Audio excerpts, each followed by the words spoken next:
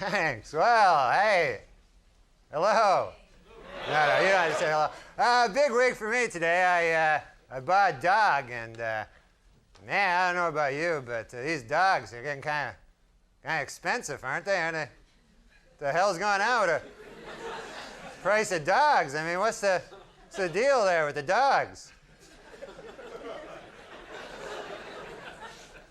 So I go to this dog store, you know, and a typical salesman there, you know, he's one of them big, high-pressure dog salesman types, you know. So the guy tries to sell me his dog, $500, you know, big $500 dog, and I'm looking to pay, you know, maybe a buck or $2 maybe. I'm thinking $2. That was my ceiling, you know, $2. I figured I'm not going higher than $2. What am I, made of money? So the guy goes, no, he says, buy this dog here. He says, this is a pit bull. It will protect your valuables, this dog, you know. And I don't have anything valuable. I don't own anything. What do I look like? I own stuff, you know? I buy the pit bull. That would be the most valuable thing I own. That would be the thing. Then I have to buy something to protect it, you know. Then I'd be out. Be shopping for Wolverines the next day, you know? I'd be going, what do you got in a timber wolf? Show me something in a timber wolf.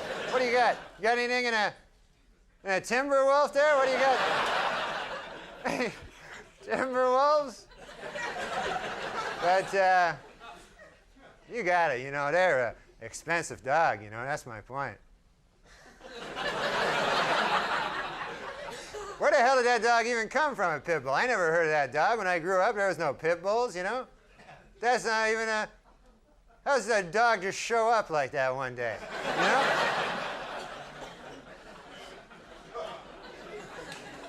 When I was a kid, the toughest dog was a Doberman dog. You ever see them? They're a tough... Oh, man, they'll rip your throat out, them dogs. Just like a pit bull. That's how they kill you. And they rip your throat out and you die, you know. But I'm not telling you anything you don't know.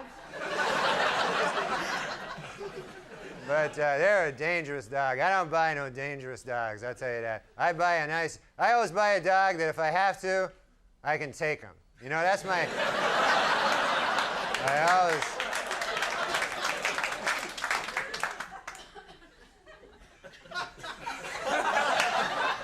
I got a wiener dog. I got one of them. You ever have them? That's a nice dog, a wiener dog. They can't rip your throat out unless you're lying down, you know, that'd be the only way. You'd have to be lying down, sleeping. And then late at night, the wiener dog would sneak up and start nibbling at your throat there. Like that. And then you wake up, oh, get away from me, you wiener dog! What the hell, you think you are, a pit bull or something? You're not a pit bull. You're nothing but a wiener dog. It's ridiculous. It's all you'll ever be, when you think about it. Oh, man, but I love my wiener dog, you know? You don't see Dobermans anymore, you notice that? Pit bulls now everywhere. Doberman's like a forgotten dog, you know? You never see a Doberman? Once in a while, you see him, like you'd be on a park bench with a frisbee. You know, I used to be somebody. I'm a Doberman.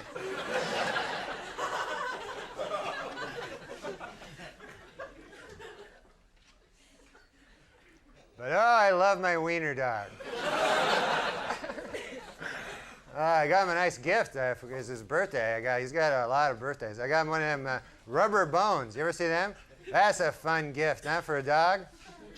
And then the dog gets it and goes, yes, not a bone, yeah. Yeah, a million laughs. It's not a bone at all. Okay, well, hey, that's it for me, huh? Hey, you guys have been great. Hey, enjoy. Good night.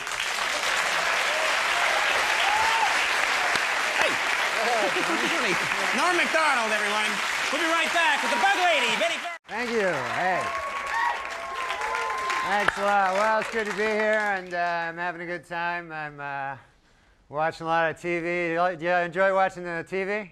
Oh, yeah! And my favorite thing to watch is Star Search. That's my favorite show.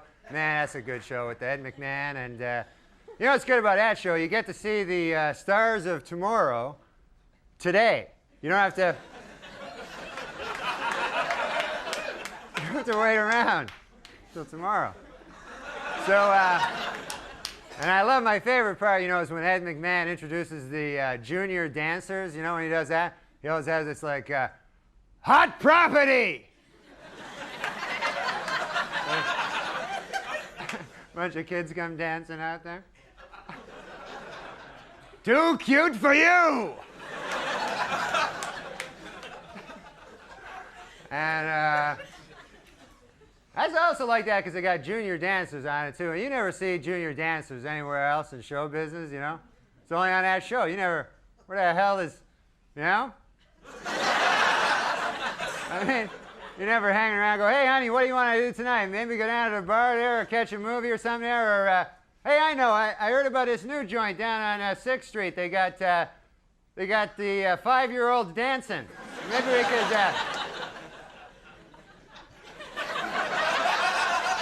I understand Hot Property's going to be there tonight. We can see them. I've never seen them live. I hear they're better live than on the TV. They're even better. And that's also a big mistake they make on Star Search. They always name their groups like Hot Property and stuff like that, as if that's going to help them win. You know, what kind of... Like the bands, it's always like some embarrassing intro, you know.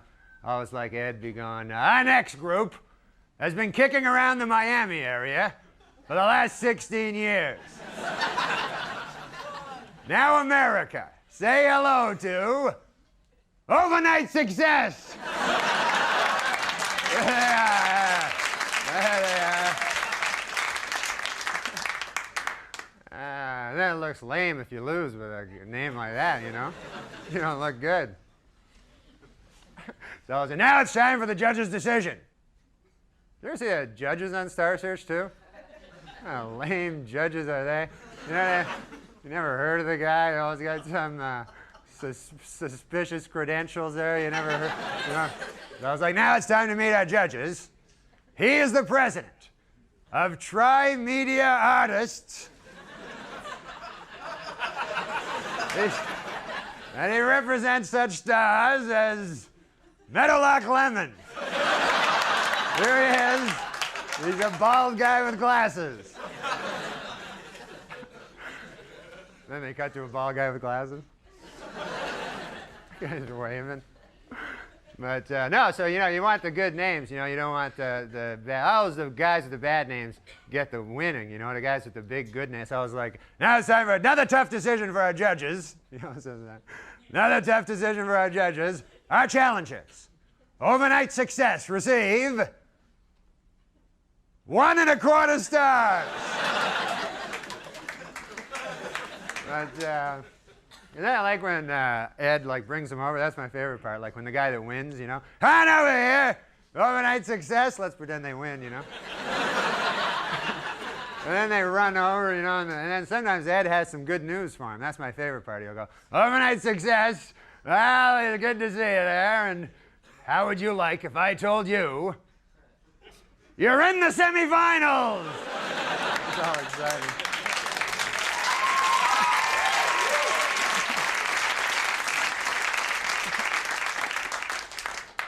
Okay, hey folks, I'm going to go over there now. Thanks a lot, huh? Talk to you later.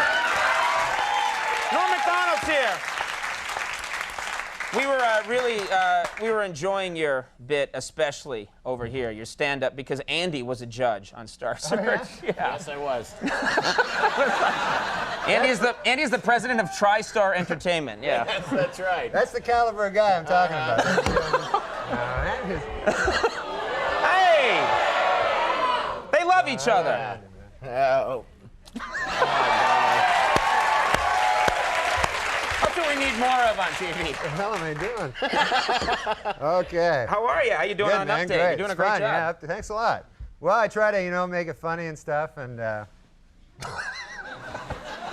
And that's your secret. yeah. You know what you got to do? You got to keep in track of the competition. That's what I find. You know, see what they're doing and try to make it funnier than them. So, like, I brought some jokes I do, and then some jokes that, you know, you might hear from the competition, you know. Okay. So here's the Al Cowlings. You know this guy. Yeah. So my joke was, Al Cowlings now has a 1-900 number. For $2.99 a minute, Cowlings will tell callers that OJ is innocent. For $3.99 a minute, he'll try to do it without laughing. I like that joke. Yeah, well, they don't.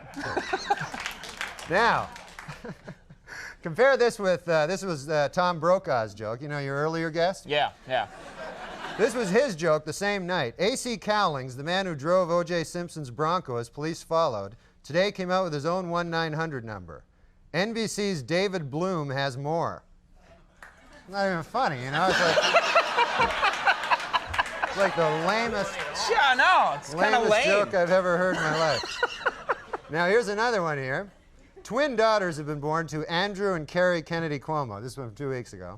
Making former New York Governor Mario Cuomo a grandfather. The girls were named Pataki and Sucks. So that was my joke. That's your joke. Yeah, That's a good joke. Here we go. Now here's Brokaw, Okay. the guy that they're paying all these millions to. He says, Mario Cuomo is a grandfather today. NBC's Jim Bitterman has more. It's like It's like almost exactly the same joke as his other one. He changed the guy's name. All right. what's he doing? What? Yeah. You hold on to those, It's Andy. crazy. Those will come in very handy. I figured it out because I saw his show. You know what the problem is? He's got guys in the background typing. They're typing stories, and he's already doing the news. It's like too late, you know? What the hell's he thinking? Let him start a half hour earlier and get off a half hour earlier, and you'd have a better, I don't know. All right. Well, how are you? I see you're in Billy. What is it? Billy Madison. Oh, yeah, I caught yeah, Adam's yeah, movie yeah. the other day. Yeah. How was that? You're a movie star now. Yeah, no. I'm just in that movie with Adam. Well, what's it And, like working on a film? Yeah. It was great. It was great to work with Adam. You know, I never met him. That was the odd part. In the whole movie, you'd think I'd have a chance to meet the guy. Never came up. You don't see him around Saturday Night Live at all? No, I never see him. He's not. We never crossed paths. You know. One of those things. People think these guys, these audience people, they think everybody in show business knows everybody. That's right. They're idiots. Oh, not. He didn't mean anyone here. No. Or anyone watching at home. No. You didn't mean anything like that. No. You guys aren't idiots. You know that. You don't have to have me tell you you're not idiots, for God's sake. But you're not. You're not idiots. I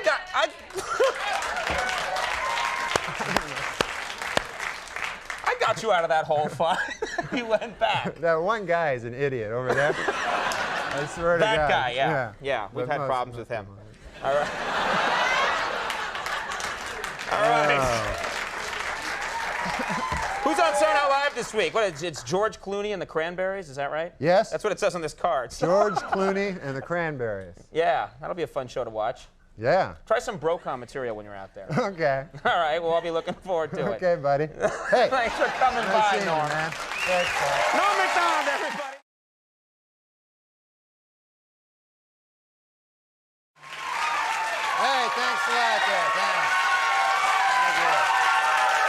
Thanks. Well, thanks. Good to be here, and I'm feeling good and everything. I had a rough day today, though. I bit my tongue. You ever do that? Yeah! And I got a big purpley thing on the side of my tongue there, and hurts like a bastard, you know. And it's embarrassing, you know. It's embarrassing biting your tongue there, you know, because you're walking down the street there, minding your own business, you know. You just, doodly-doo. Oh! Then you bit your tongue, you got this bit tongue going there, and everybody looking at you, and man, that's bad. People go, hey, what's the matter there? What happened to you? You go, They go, what, you bite your tongue? No, it's my uncle died. But I was thinking about it today, actually. I'm surprised that I don't bite my tongue all the time, you know, because I got so many teeth, you know. I got like, I got 50, 100 teeth in my head, and they're all right around my tongue, you know. They're all right near the vicinity of my tongue, and they'll bite anything, my teeth. They don't care, you know. Could be a pork sandwich, could be my tongue. What do they care? They just bite. That's all they know. That's all they know. They're not trained for anything else. They just bite. I got too many teeth.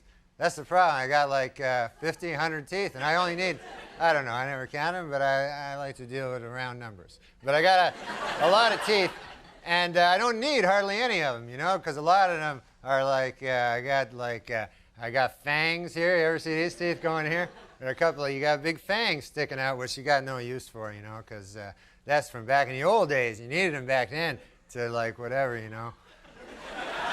You know what I mean? You had to go out in the morning and stalk a gazelle and rip his throat out with your teeth.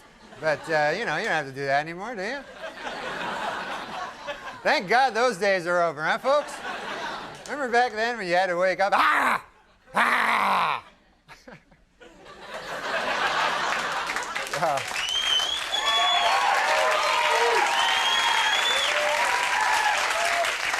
I should just take a pair of pliers and pull out. Like, I figure I only need like maybe 6 teeth.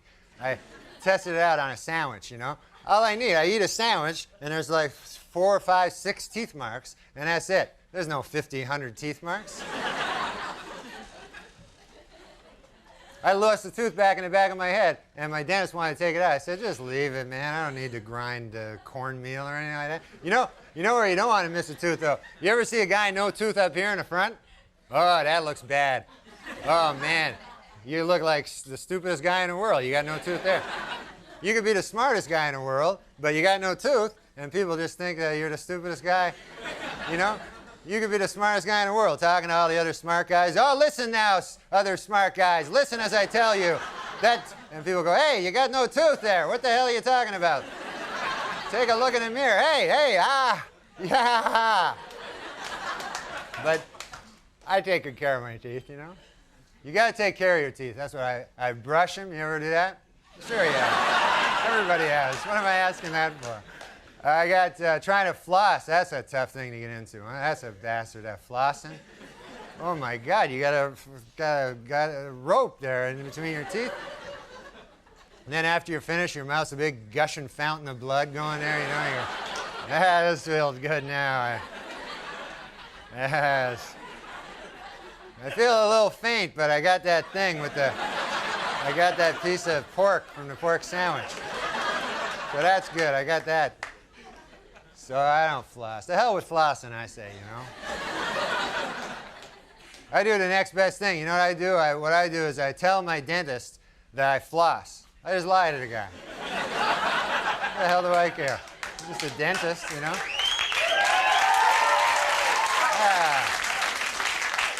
They don't care. The dentists, they don't know any better, you know. He goes, hey, Norm, you've been flossing lately like I told you there. And I go, yeah, yes. And then he goes, yeah, you have, because I can't help but notice all the plaque in between your teeth there. I can't help but find there's plaque all between your teeth. And I go, oh, yes.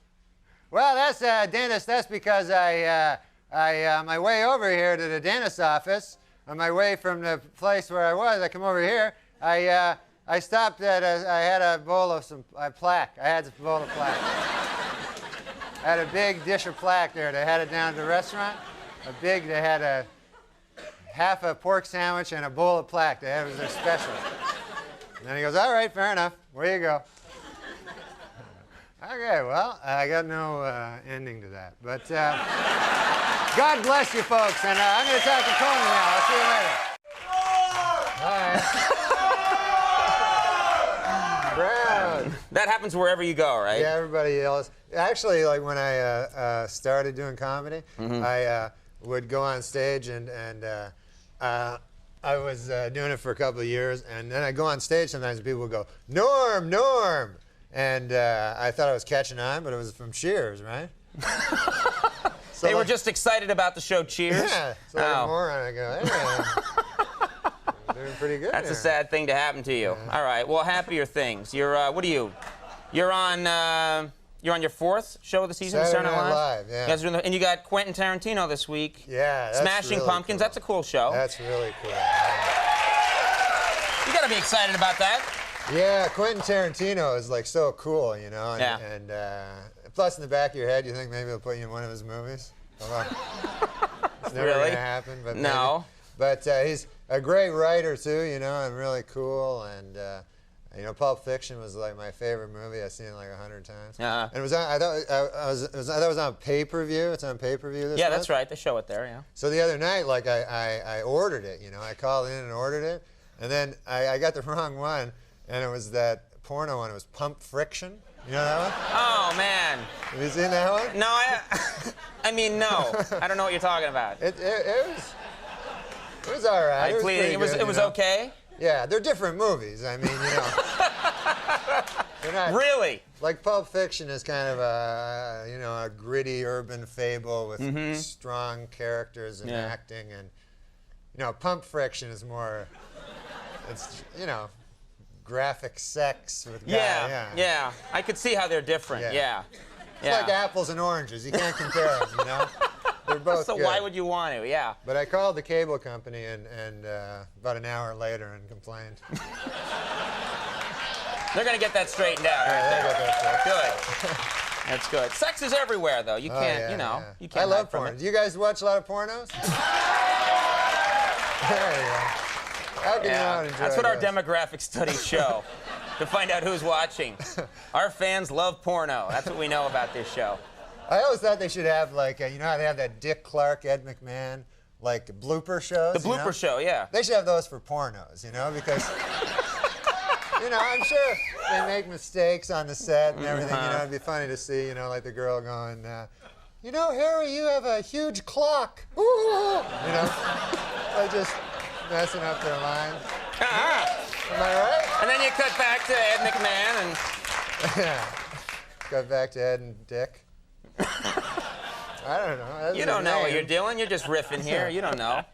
Yeah. You got, But, yeah. I like actually, you know, graphic sex better than, you know what bugs me is like,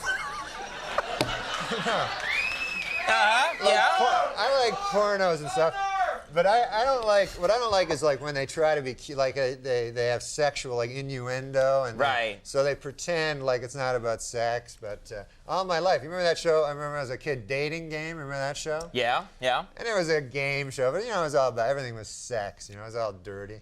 And you know that show, right? Everything had a double meaning Everything on that had a show. double meaning, Yeah. you know? And so the girls would ask, and then they get these guys that were like, good Lord, you know, I don't know where they'd find these guys, and get a beautiful girl, and then these three, you know, serial killer type guys behind the thing, you know?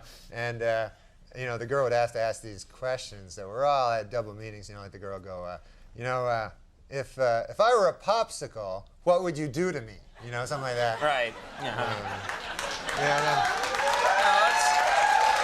I remember then, that. then the guy would be like, well, first I'd, you know, take your wrapper off, you know, if you know what I mean, you know, and then I'd grab a hold of your big sticks there, you know, if you know what I mean, and, you know, and then I'd press you against the counter so you're broken too, you know, if you know what I mean, and then you know, I'd put half you in the freezer till later, you know, and it was, good Lord, you know, you'd be like, shocked.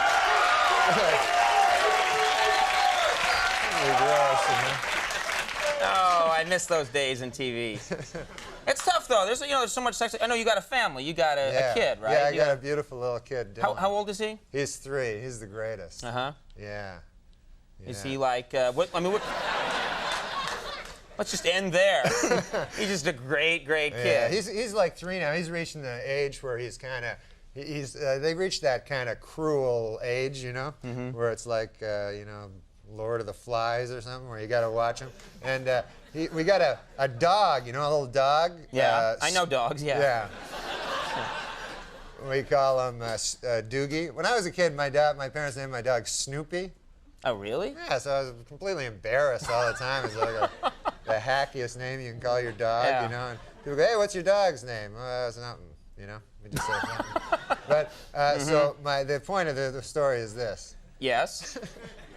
My kid is getting this cruel age, and you always got to watch him around the dog, you know, because he'll, you know, and he lies, you know, like you go, hey, what are you doing there? You shouldn't be petting his eyeball like that. He doesn't like that, you know. And he's like, no, he likes that. You told me. I go, dogs can't talk. I'm not stupid, you know. Yeah.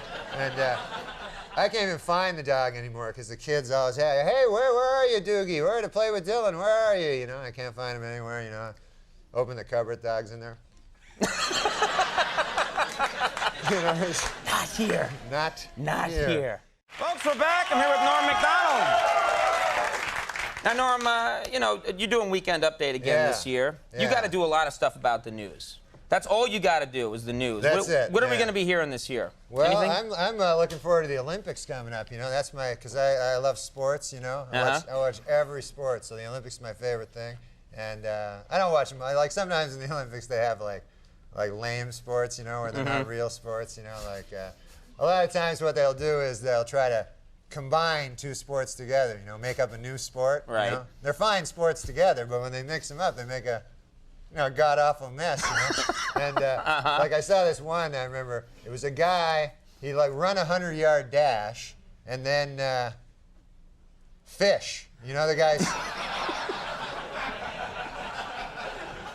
you know, fish, yeah. Yeah, he's fishing in a creek. So that's not a good one. You don't like that. No, and you know, all the sports, and you know, they got the great sports and then the bizarre, like, you ever see that one where they like walk fast? It's the fast walking. It's just a guy walking fast. It's not like a sport. And you know, like that you know, this guy doesn't get a lot of respect around the Olympic Village, you know, from like the sprinters and stuff, you know. They're going, hey Fred, good stroll today there, man. That was a briskest stroll. What do you smashed the 20-minute mile? I heard. They said it could never be done.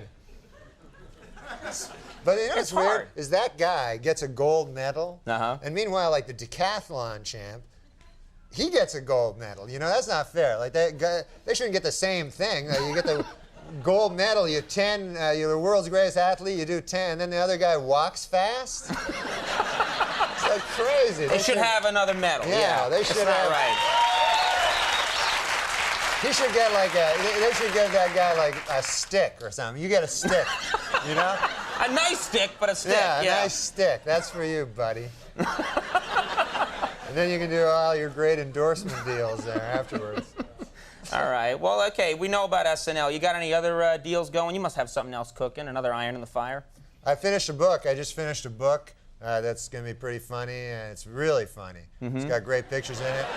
And, really? Yeah, it's hilarious. That's I got cool. it here. It's here it is. It's Howard Stern's Miss America. It's the best. Good book. There it is. So you can go buy that. Congratulations on that. That's terrific. That's a great book. Good for you. Yep. All right, can you hang on one sec, Norm? Because this is the part of the show. Okay, I wanted to just quickly, can I plug a gig? Yeah, sure. Okay, Rascals next week in New Jersey. Okay. And Governors in Long Island. Jackie the Joke Man Martlin will be there. Oh, that'll be a good So that's show. good. Check So that go out. watch that. We're back. I'm here with Norm MacDonald. You know, you often speak of your native Canada. Yeah, I love Canada. You mention it a lot. Yeah, people love a couple of people. 3 to be exact. Yeah, they like it. That's important. Where are you from? Are you from a big city? Where are you from? I'm from a little town. It's called Monkland, and it's only 108 people. 108. That's small. It's country. You know, it's really rural. And but man, I'll tell you, there's lots of funny stories from there. Well, I'm sorry we don't have time. Thank you very much for coming, Norm. It was good having you here. It was Norm MacDonald. Good night, everybody. Because farm Really? people, you There know. are funny stories from this town. Yeah, because farm people, they all seem to be, you know, there always seems to be a funny story. I remember one time. There better be, Norm. There was a guy, man, he lived down the road. His name was John Neil Mergerison. And this guy, I went to him once. I've been away for a couple of years, you know. I moved to the city, you know, and I came back. And I said, John Neil, how you doing? You know, I went to his what do you got, farm? And Yeah. That thing, yeah. So he's showing me his pigs. He had a bunch of pigs there, you know. He had a bunch of pigs, a bunch of them, and one of the pigs had a wooden leg, you know. What? Oh, yeah, a wooden leg. So I thought that was odd, you know. So I says to him, I says, John Neal, that's odd. There, what's that pig? What's the story with that pig? So John Neal, he goes, oh man, Norm, he says, that's a special pig. He goes, you wouldn't believe that pig. I go, yeah, what, tell me about it. He goes, that pig, you wouldn't believe it. He says, last winter, you know, he goes, the house burned down. You know, you probably heard, the house burned down. And he says, me and the wife, we were sleeping on our bed, and he says, we never would have heard. We never would have woken up. But he goes, that pig, he broke out of his pen, he ran all the way to the house, and he went up to the bedroom window, you know, and he says he starts hitting his little snout on a window, you know, and he says, me and the wife, we woke up, and we got out, man, just in time. We escaped that inferno. He didn't use the word inferno, he's just a farmer. But you threw that in there. Yeah, he says, we escaped that conflagration, you know. So I go, man, that's quite a story about the pig. He goes, oh man, it doesn't stop there. I go, really? And he goes, yeah. And he goes, just later after that, like the following summer, me and the wife were plowing in North 40, and our little boy, only 2 years old, man, fell into the well, and all alone, you know, and we no way we could do anything. We were plowing, and he says, we didn't hear, you know, and he says, man, you know, we're getting older. We're probably not going to have another kid. You know, that kid means everything to us. I go, I know, John Neal, I know that. You don't have to tell me that. So I said, what happens? He goes, that's the very same pig. He says, he heard the child's wailing plaintive cry. He didn't say plaintiff, you know, he's a farmer. But he says he heard the child, he broke out of his pen, he ran all the way to the well. He looked down, there was the poor son of ours there, Billy, you know, down at the bottom of the well. He says the pig, he took his snout there, he started pulling up on a rope, and the kid got right out, you know, and man, that's great, isn't it? And I go, man, that's the greatest story I ever heard. Man, oh, what a pig. I said, what a pig that is. I said, one question though, John Neal. I said, he got a wooden leg. I don't understand that part. Pig got a wooden leg over there. John Neal goes, man, he goes, what, are you crazy? He says, a great pig like that, you can't eat him all at once. You know, he says,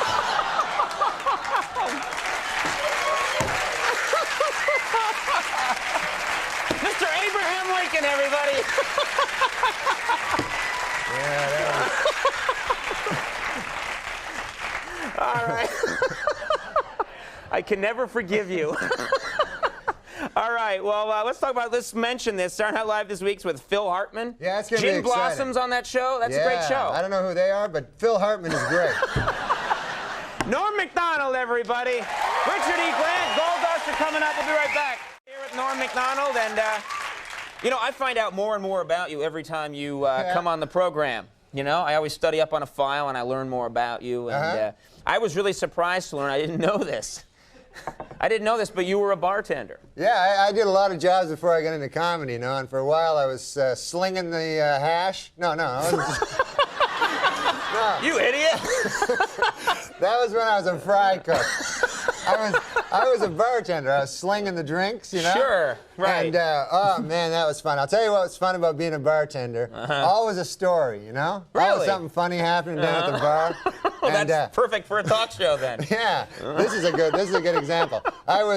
One time I was working in there. Drunk guy comes in, you know? And you're not supposed to serve the drunk guys. You know, that's one of the things you learn. So, okay. And also you learn how to make the drinks. Yeah. But so the drunk guy comes in, you know, real drunk, you know, 3 sheets to the wind, you know. So this character sits down, you know, and I says to him, I says, what do you want? I can't serve you, you know. He goes, I don't want a drink, he says, you know. He says, I want to shoot a dart at your dartboard, you know. So I go to the guy, I say, you can't shoot a dart at my dartboard. He goes, you're not in this, you're drunk, you know. I said, I'm not going to let you, that'd be dangerous. That's a sharp thing, a dart, you know. So the guy goes, no, let me shoot 1 shot at the dartboard. So I go, all right, 1 shot, that's it. So the guy shoots the dart, bullseye. I never seen anything like it, you know? Even in his state, bullseye. So the guy says to me, he says, what do I win? You know? So I don't know what he wins. I'm confused, you know? So I start looking around, try to find something before him, and I see right in the bottom of the bar area, there's a shoebox with a turtle in it. From where? What is that doing there? What? I was gonna give it as a gift to my nephew. Okay, all right. He wanted a turtle, and I said, I'll get him a turtle. That'll be a good gift. Okay. But then later I thought, that's a dumb gift, a turtle. Nobody likes a turtle, you know? The kid will probably just put him on his back until he dies. Kids are cruel, you know? So I said, why not just give it to this drunk? Okay. You know? Okay. So I said, here's your prize, here it is. And so the guy takes it in a shoebox, you know, and he goes, thanks, and he walks out with it. So I figured that's the last I'll ever see of that guy. Sure. 2 weeks later, the guy shows up again. Drunk again. So now I go, oh my God, that's that guy from 2 weeks ago, you know? So he walks up to the bar. I go, I can't serve you, buddy. I can't do that. He goes, I don't want. He says, I want to shoot a dart at your dartboard. I go, no, man, I let you do that before. He goes, but I got a bullseye. I say, yeah, but you can't do that again. You know, that was luck. He goes, let me try. So he takes it, shoots it, bullseye again. Oh, man. So he goes, what do I win? You know? So I'm confused. I don't know, you know? I look around. I go, I don't know. I go, what did you win last time? He goes, oh, last time I won a roast beef on a hard roll.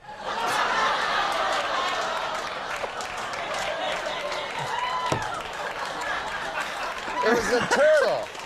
We know it was the turtle. It was the turtle. We know. Oh my God. It was the turtle. Guy must have gone out and ate it. It was crazy. Oh, he ate the turtle. I see now. It was crazy. That's the real end of the joke. It wasn't a joke. I know it really happened, right? God forbid that was a joke. Sorry for calling what really happened to you a joke. I apologize. Yeah. All right, well, listen, Saturday Night Live this week, Christine Baranski. She's funny. And The Cure. Yeah. Sounds like a good show. You'll be there. I'm excited about Wayne Newton, seeing him. I don't know these people, but Wayne Newton. Wayne Newton, yeah, you gonna stick around for Wayne Newton? I can't wait to see him. Mr. Excitement, yeah, that's he's cool. The greatest. He's gonna be great. I saw him when I was a kid. Oh yeah. Yeah, he was so great, you know. All right. He gives it his all, that guy. No, seriously. I'm sure he does. I didn't mean to laugh. I met him backstage. This guy looks younger than us. Yeah, he does. He's a great looking. You guys are gonna have fun in a few minutes. What a great plug. You gotta stick around. You gotta take it from Norm MacDonald, everybody. Thanks, Norm. Wayne Newton, Tracy Bonham coming up. It's a solid show. Stick around. Hey, everybody, we're back. Here with Norm MacDonald, and you were talking about going to the cat hospital or the pet hospital in the last segment. I understand you actually had to visit yourself. Yeah, the hospital. I went. What happened was on the show, on the Saturday Night Live show. Yeah, that show. Yeah, I know that show. I was on that, and Dennis Rodman was a guest. Dennis Rodman, right? And so we thought it'd be funny if he headbutted me, you know. So he headbutted me, but he did it really hard, you know. Do we have a? I think actually someone supplied the clip. This is you're not kidding around. This is a real clip of what happened. Let's show that, Liz. You're going to have to learn that there is such a thing as rules, Dennis Rodman. Do you understand that? Sure, man. I understand. Yeah? Good. Wait a minute. It did look like he. Yeah, that really. You heard that. You hear that dull thud of like skull on skull. Yeah, It really. Yeah, and I don't have like a strong head. I haven't been working it out lately. Really? But he has like an athlete's head, you know? But no, beforehand he said, like I said, hey, don't hit me with your head, or no, you know, don't really hit me. And he goes, no, Al. He goes, he had this thing where he was going to put his thumbs, and as soon as he touched my thumbs, I go back. And then he got all excited and headbutted me. So, like. So did you feel him like pull the thumbs back and then real head was coming in at you? And so I like blacked out for like a minute. And then the next day I had this huge headache. So I thought I was going to die, you know? And so I went to the hospital. I went to I don't want to say the hospital, but I went to this hospital and to emergency, you know? And they're all like, they're the craziest guys in emergency. All like crack. Everybody's on crack. You know? Every emergency is a guy on crack. Yeah. So I went in and they go like, hey, how much crack do you have, you know? And I go, I'm not on crack. And they go, what happened? I go, Dennis Rodman headbutted me. And on the TV. He headbutted me on the TV. So they go, yeah, yeah. Right. How much crack, Yeah. So what happened? Anything wrong? Yeah, I don't know, man. They said, like, you can't tell. They said, like, the only way you can tell is if later on, if you go to sleep and you don't wake up. Yeah. That's why you didn't mention the name of the hospital. Yeah, I don't want to mention it. I didn't know this, too. If you go to emergency, you got to pay. They keep sending me bills, like all kinds of bills. You thought it was free, that you could just go there and... Yeah. I'm from Canada. It's all free there. Oh, okay. Now, I guess I've known you for a little while now, Yeah. and you've come on the show a bunch of times, and we've gotten, and I was kind of surprised because someone told me that Norm MacDonald, has gotten kind of, superstitious, and I thought, that's odd, because I don't think of you as that kind of person. I never was. I was always a doubting Thomas. I couldn't think of the name. I was always a doubting, I was going to say Fred for some reason. I was always a doubting Thomas, Yeah. I was always, that stuff, that's not true, that's a load of stuff, So, but then I had this thing, you wouldn't believe it, it opened my eyes, it made a believer out of me. What happened was I had a dream, and it was like the number 7 in my dream, a giant number 7. Wow. It was the most vivid dream I ever had. Mm-hmm. So I wake up from the dream, right? I'm with you. Yeah. So I wake up from the dream, from this number 7. I look over at my clock, 7 o'clock, right? Wow. So I get up. It's not that coincidental. No, I'm just sort of going along with you. Yeah. So then I go out and I decide, hey, why don't I take a cab, So I get in the cab, and it's cab number 7, I notice when I'm in the cab. Now I'm starting to get a little freaked out, And so I say, hey, take me to the track. I enjoy playing the ponies, Sure, what I mean? I hear what you're saying. Yeah. I like going down there, Cohen. I like visiting my money. So, you crack me up. My uncle used to say that. So I go to the track, and I say, okay, what do I owe you there, fella? He says, $7.77.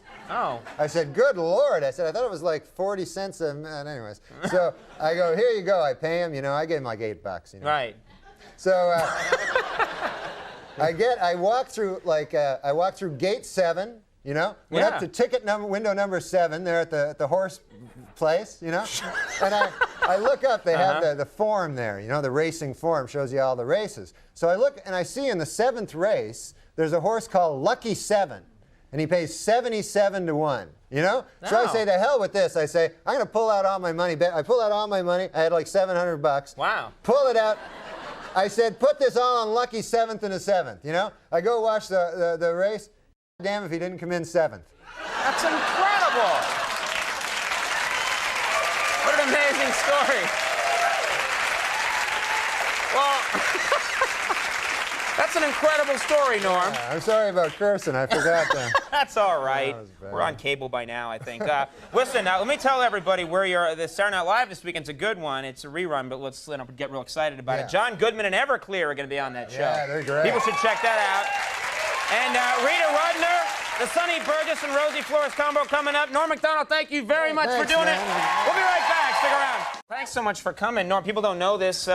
Norm MacDonald is not feeling well. He's been sick, but he was a real trooper, and he showed up anyway. I've been sick like 3 days. I was barfing and had diarrhea and everything.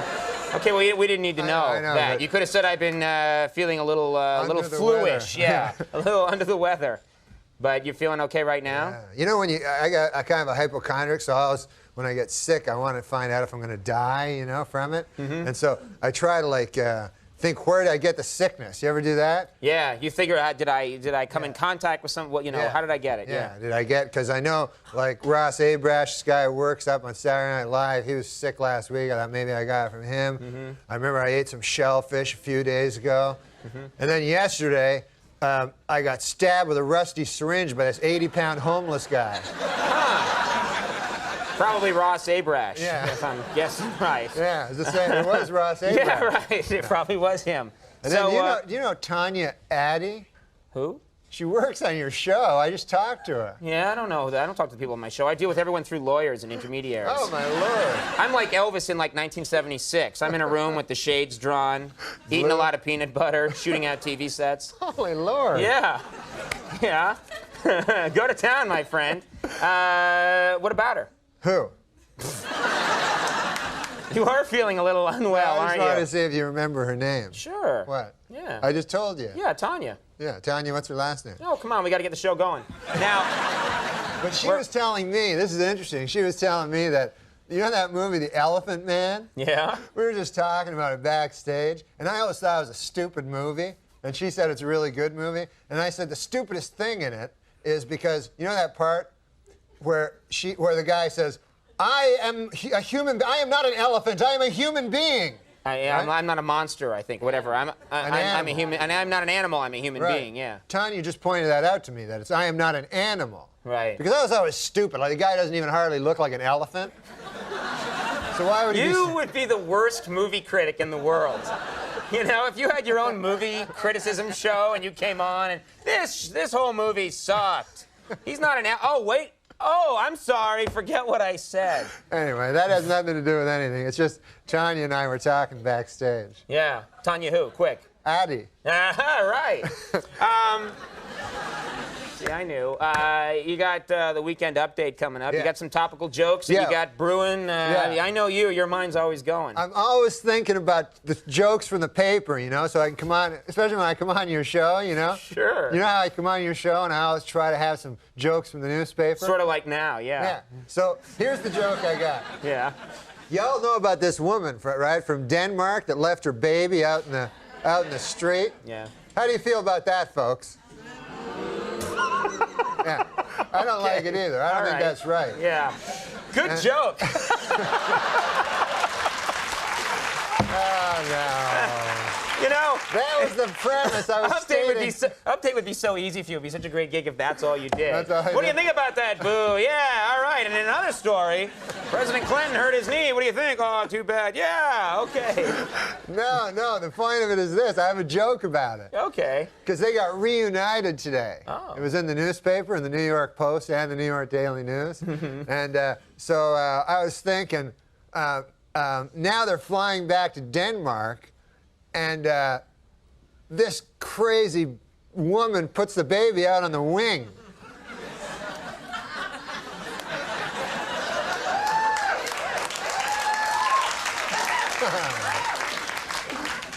You want to try another one, or you want to? It's your choice. I think the fever's breaking. There was another one in the paper today. You realize that this now doubles the pressure on this one. Right. So No, this- everyone, this creates a real tense TV No, moment. I swear to God, this one will really do well. This one concerns a fella that won the lottery. And he was a garbage man. He won the lottery. He won the New York State lottery. And he won like $8 million. And he said he's not going to quit his job.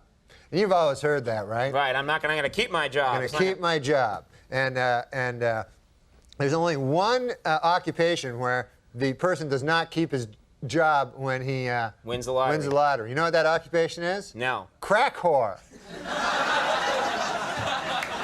That was amazing. You pulled it out. I was worried about you for a minute. I thought you were in deep trouble. I thought you might get backed into a corner, have a lot more pressure on you, and then not have anything. I know. But the pitch came in low and towards the middle, and you put it out of the park. No, I didn't. What are you talking about? When people hear crack whore, they just start laughing. I like that. That's just the reaction people have.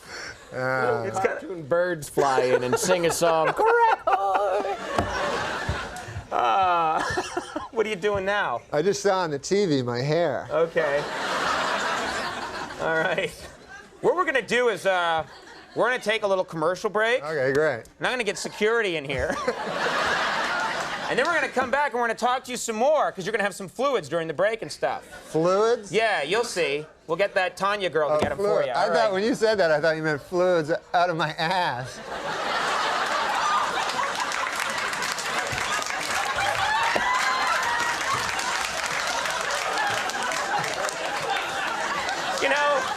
You know, a couple of times in the 4 years I've been doing this show, someone has stopped me just before I went to commercial to try one more joke.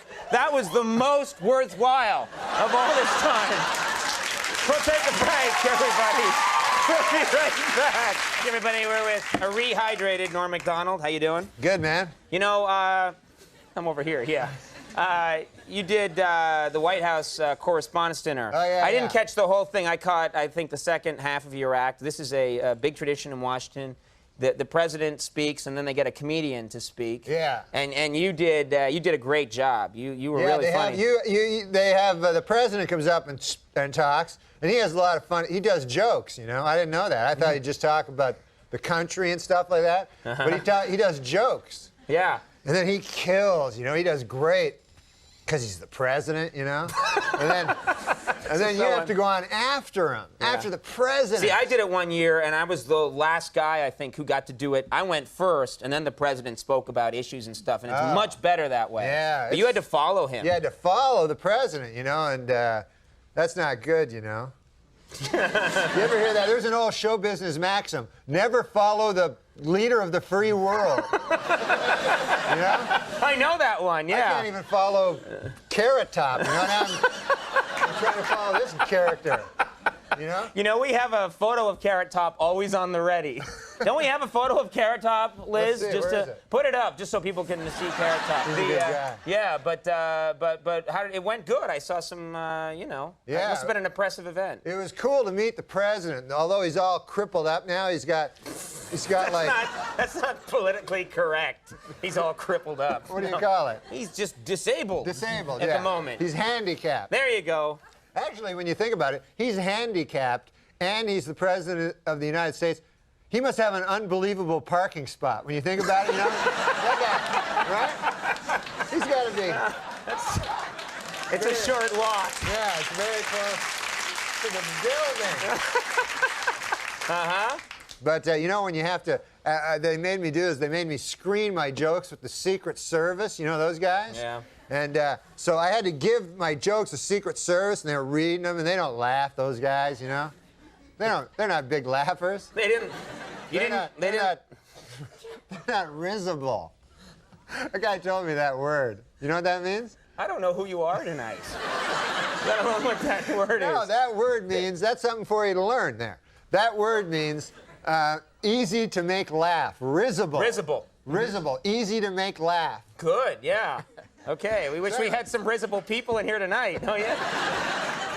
So. Let's pack the audience with some risible people. No, I don't blame them. No, not at all. Why should you blame them? So, no, they're good people. They should have just gone crazy at crack whore. But I'll tell you this about the Secret Service. They have to learn a lot and come back. I'll tell you this about the Secret Service. Yes. I admire them because they have a tough job. Their job is to get shot. That's their job, getting shot in the belly. Well, no, I think their job is, maybe that's a byproduct of their job. No, that's their job. Oh, really? Yeah, their job's not just to hang around, listening in their ear things. Nobody cares about that. The president, if anybody wants to shoot him, he says to the guys, he goes, listen, instead of them shooting me, do you mind if they shoot you in the belly? Do you think he talks to him like that? They have a little huddle before he goes somewhere? Yeah. And man, I'm telling you, man, but it's scary because when I did my talk, they told me about the podium is like bulletproof and everything. The president has before he goes into a room, they bring a bunch of dogs in to sniff out guns, you know? And it's like if I was the president, holy God, I'd be scared the whole time. Really? You know? Well, no, he's well protected. No, but still, everybody wants to kill you. I mean, not everybody. Most people like you. You're the president. Right. But a lot of guys want to kill you. I don't think that's necessarily true. Oh, believe me, I was there. And did you meet anybody, any heroes of yours? You meet any big celebrities? Yeah, I met Larry Flint. He's not my hero, but he's a guy. He's a famous guy. Sure, he's famous. He's well known. Yeah, I enjoy meeting famous guys, sure. You know. And he came out, he's in a wheelchair, and he talks like this. He goes, "Gah-wah!" But he was, it's not his fault. It's not his fault. No, He was shot. So he said, because I was in the movie The People Against Larry Flint. Versus Larry. You were in the movie. The People versus. It was a famous movie, and you're in it. I was in it. I was one of the people that was versusing him. Okay. So I said to him, he said to me, hey, no, he's a good guy. He's a good guy.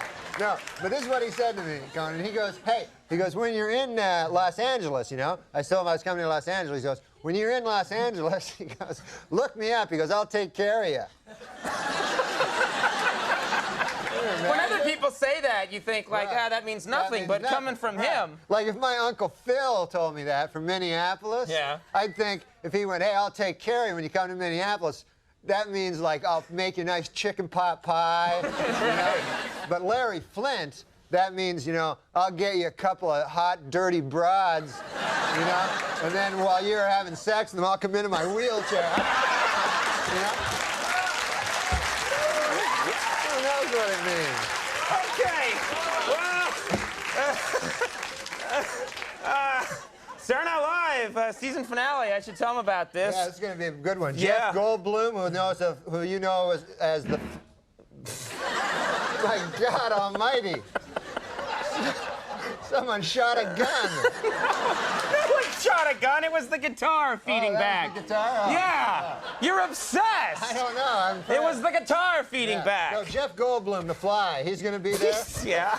He's many other stuff. No, also the dinosaur. Let's keep going. Come on, hurry up. And then Vogue. We gotta go. I'm gonna throw up. Norm MacDonald, everybody. Other people are coming up.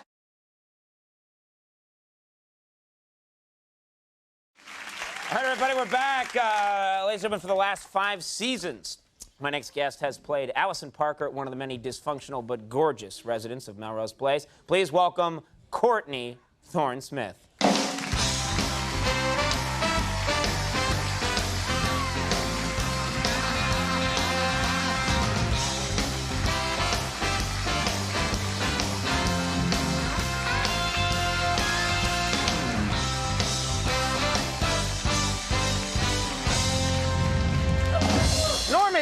Norm, you're sick, and you're all over her like a bear rug. Just leave her alone. No, you know, because before, during the commercial, I was saying I had a huge crush on her. Yeah. And then you said you did, too. I said I did. When you were on Day by Day, I developed this big crush on you, and this whole talk show is a scheme to get you here. I liked her when she was on the Tomorrow Show with Tom Snyder. Not the Tomorrow Show, but the Later Show.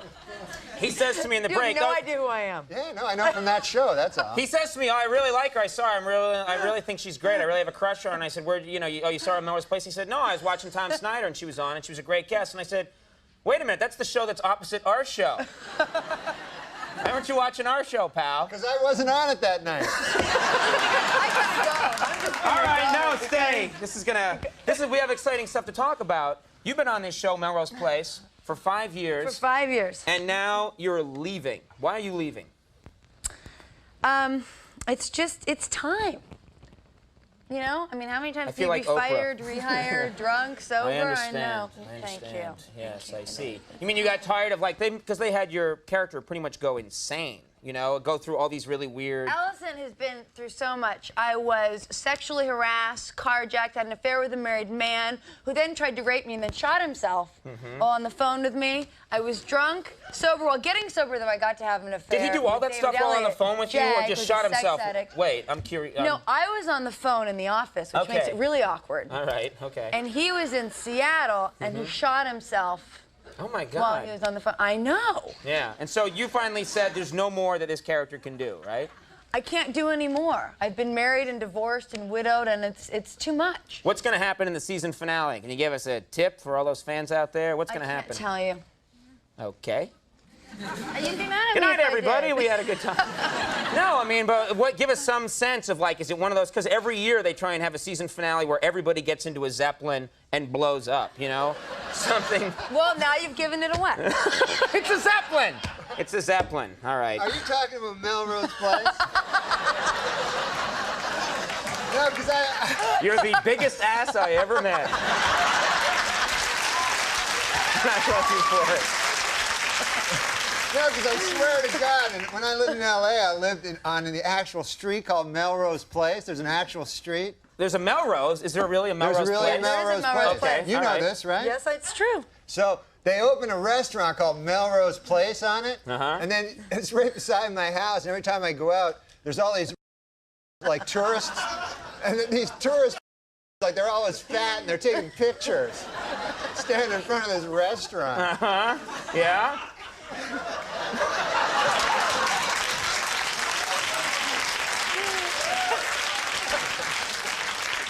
Well, thanks for the help, pal. He'll get over it. You'll see. Now, I got to ask you about this because we brought... Shut up. That makes it all right.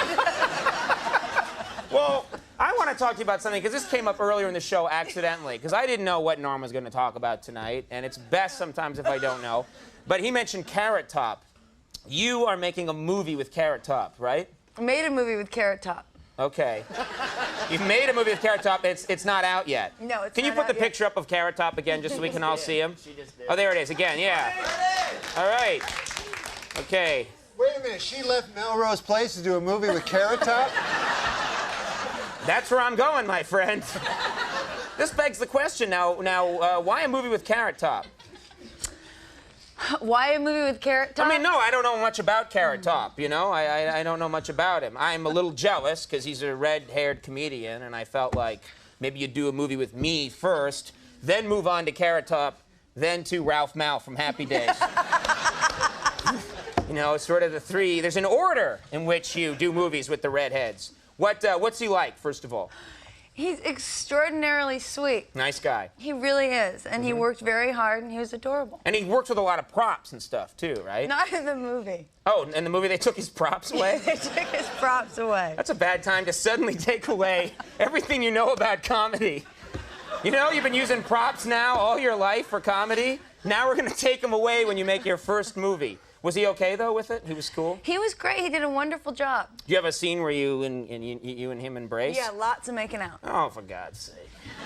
Nothing but making out. All right. It's like 9.5 weeks, but Carrot Top. Basically what we were doing.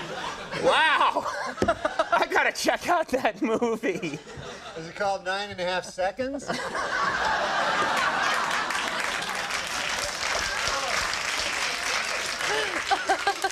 Like he's premature ejaculator. We got it. You know what happened? This is what happened. You know what happened? He said 9.5 seconds, and I'm looking at him because I know there's more. And I wait and wait, and I see the glimmer in the eye, and then bang! I thought you were going to, but no. But what's the movie going to be called? Really? I know what it's going to be called. Yeah, what's that? If it's got Carrot Top in it, you know what a good name for it would be? What's that, Norm? Box Office Poison. She's in it. What about my career? Courtney Thorne Smith, the girl sitting to your left, is in the movie. I'm going to go see it for Courtney. After you scare everybody else away? No, I love this girl. I would see any movie with this girl in it. She's a beautiful lady and a talented, nice talk show guest. Okay. As evidenced by her appearance on our rival show. All right, well, there's this 2-hour season finale of Melrose Place. There's this movie coming out. Yes. Title undetermined at this point. Chairman of the board. Oh, all right. Do something with that, you freak. I bet the board is spelled B-O-R-E-D.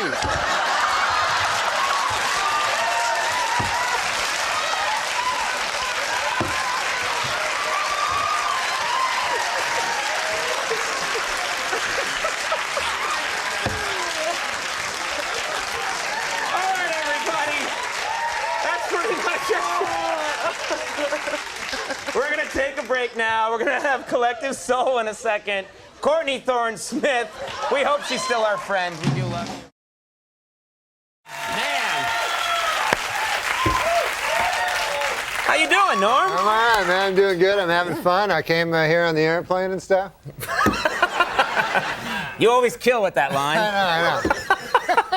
You got the sitcom. It's all. Yeah. You're living high on the hog. It's all going good for you. Everything's fine. Yeah. No, not everything, but everything, a lot of things, right? I don't know. Yeah. You seem all shifty and nervous about something. You're hiding something, aren't you? No. See, people don't know you the way I know you. Right. This guy likes to have a good time. I like to, I drinks a bit. That wasn't what I was talking about. Oh, what were you talking about? I was just saying you have a good time. It's a real innocent thing to say, and then you get right into the drinking. Occasionally I like to drink a beer. I like regular drinks. I don't like. As opposed to ether? Yeah. What are you talking about? What I was talking about is, those shooters? You know what I mean? Yeah. Like they're shooters and they're like, they have dirty names, like sex names. You know what I'm talking about? Yeah, they're all called like, the red-headed whore or something. Yeah, exactly. It's the one I like. It's actually named after me. But I guess the idea is in your head you want to order them because you're drunk. You go, hey, they go, hey, you think maybe you'll get a, they go, you want a red-headed whore? Yeah, like right? You figure Rula Lenska's going to come in. You're going to have, right? You're going to have some dirty sex. But no, what I was going to say was this. But you like, you said you sometimes you have a little too much to drink, maybe? One time I drank a super amount, and I'd only been... A super amount, right? It was when I was a young guy. I'd only drunk like 8 or 9 times in my whole life. I never had gotten really drunk, but I'd had drinks. And I went out with my buddies, and I was drinking, and they were having those crazy drinks. All of a sudden, I was really drunk. And then a guy gave me some pills. Like, he said, hey, you want some pills? And I said, yeah, all right. So I ate the pills. And you're not supposed to eat pills while you drink. I think even if you're not drinking, it's not a good idea when someone goes, you want a bunch of pills? Yeah. I know. But combining the two. This guy was a decent guy. He was a bouncer. No. But so I said, yeah, so these pills, they just make you like 100 times drunker. So then I'm really drunk. And then like time passed, but I don't remember. And then my friends are like, hey, let's go. I'm like, why don't you guys go? Where are you going to, why go? Right? Like we're in a bar drinking, right? And like it doesn't seem right. You don't want to go home, and watch I Love Lucy or something. So you're like, hey, I just stay here. I'll make new friends, right? So I was like real drunk, and everybody was like cool. It was like a Western. It had a jukebox, one of those. Guy gives you a whole bottle there, and you go, ah. And then... That's what you do when you're drinking, ah. You're a pirate, all of a sudden. And then it was the funnest, man. There was a big fat bearded guy there, and I was hanging with him, real drunk. All of a sudden, right? I'm like, oh man, I can't remember anything. I remember like I sort of falling into a pool table or something like that. Right. And then I wake up, right? And it's like I'm in a bed. I look beside. There's the fat bearded guy beside me. No, really? Yeah. So I go, oh Lord God, I had sex with the fat bearded guy. And at the time, like I never had sex before in my life. Yeah. And I always thought it's probably going to be with a lady. You know what I mean?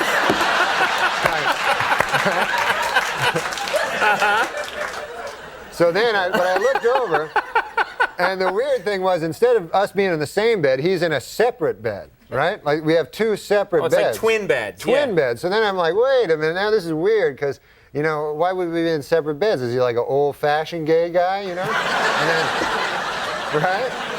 But he has the good values, yeah. So we're not married yet. There's no such thing, of course, as an old-fashioned gay guy. They're the most decadent people. So I said, what?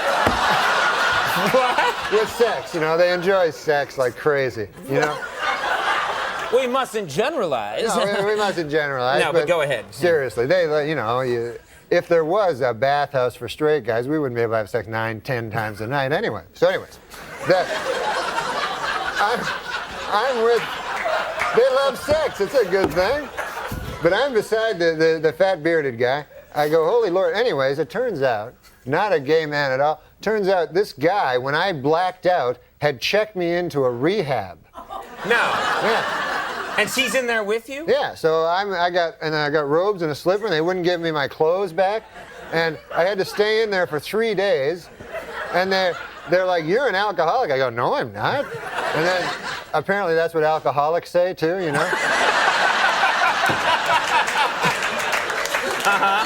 So then for 3 days I had to stay there. I had to go to AA meetings, and I'd only been drunk like 9 times. So they're like, what's your worst one? I go, I guess the 9th one was bad, you know? Right. That was, and when did you hit bottom? I said, I don't know. The cool part of it was the girls all get up, right? And all their stories are all the same. Whenever they hit bottom, right. Every story is the same. They're like, oh, when I hit bottom, you know, I a guy for a drink, you know? And you're like, oh. You know, every time.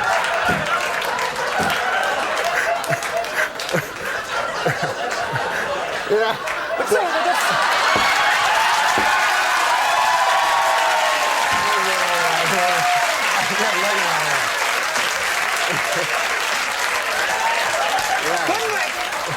Couldn't we just take them out of the studio for the Norm part and then bring them back?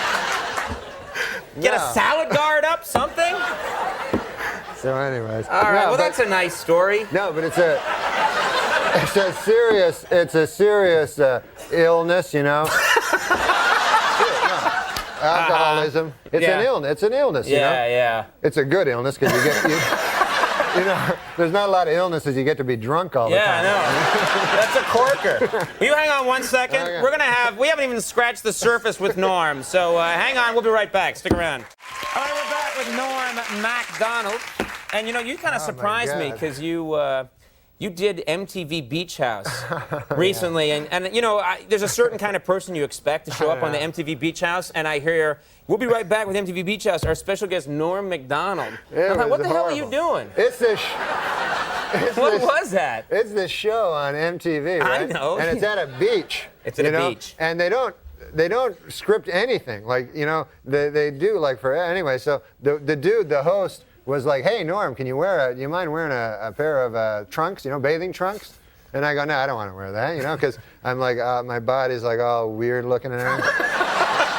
And everybody else is super hot ladies and super hot men. You know, I don't, you know, whatever. Whatever you. Wow. So, got an issue about that. All right, go ahead. So I'm on the show, right? So they're saying, hey, come on, seriously, put on the trunks. I'm like, no, man, I don't want to.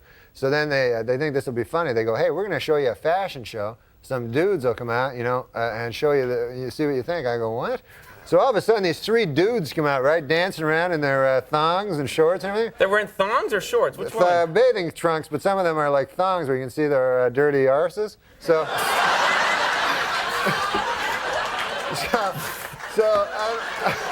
so I'm like watching it, you know, and I'm like, oh, it's like man. Chaucer. Yeah, go ahead. So I'm like, oh, I guess it is. Okay, go Old ahead. English. So I said, you know, oh, yeah, no, I'm pretending to go, oh, yeah, that's funny, right? And you do a lot of that at MTV, yeah. So then the guy, the host, he goes to this one guy who was very, very, very gay. He goes, what? How do you know that? no, I mean, you get a sign? Yeah, he looked very, very gay. He says to this dude, he says, hey, I'll give you $20 if you lap dance on Norm. You know what I mean? Right. All of a sudden, this dude like, hey, $20. I guess he didn't have much money. Starts running towards me, right? So I look up. Here's this nude, almost nude dude running towards me, right? So I think in my head, okay, man, pretty soon the guy's going to be writhing around on my lap with his ass, you know? And I don't want that on TV, you know, forever. No, it's okay to talk about it, but you don't want to see it. Right.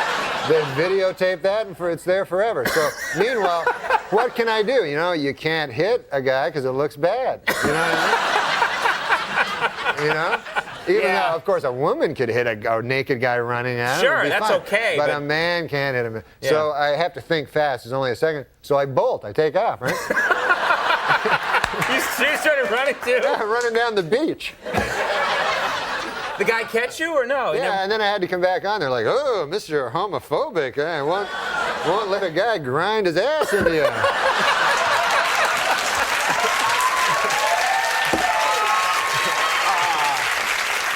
You got to work on that. Hey, I'm going to miss Andy on this show, man. Oh, yeah. He's got to leave, huh? How bad is that, huh? Yeah. He should stay. You want him to stay. You should stay. Good move. You should stay. You just Get killed him booing. Yeah, you killed everyone's joy tonight. No, I swear to God, though, when you sit on a couch for the living, you should think about not giving that up.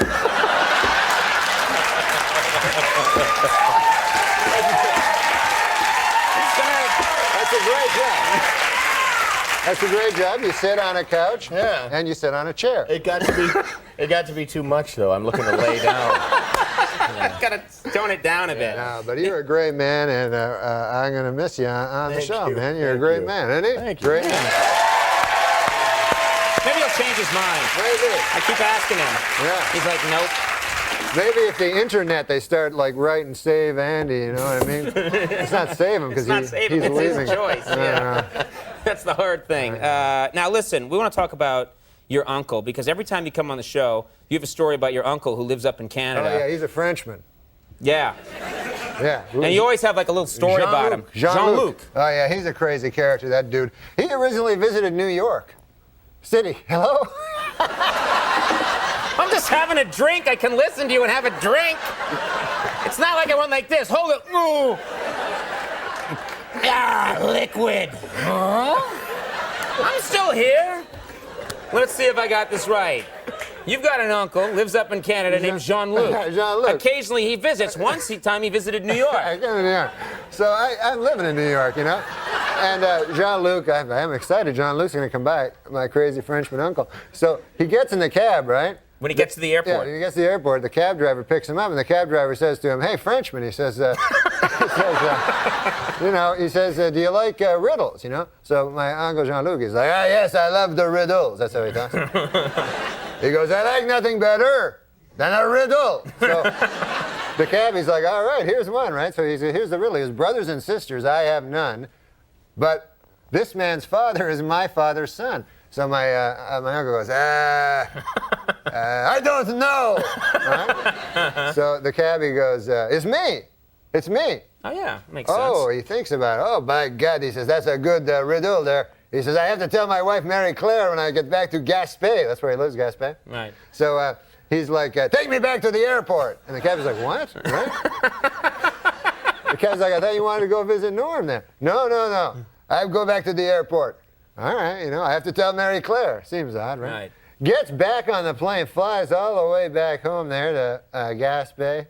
And he gets back, right? Runs in the door. Mary Claire, where's vous? You know, where are you, Mary Claire? Come on down here. I have a riddle for you. She goes, ooh, Jean-Luc, I love the riddle. She's a woman, high voice. Michael Jackson was visiting. Yeah, all right. So, you're going to love this riddle. How was New York? Forget about that. I got the riddle. Brothers and sisters, I have none.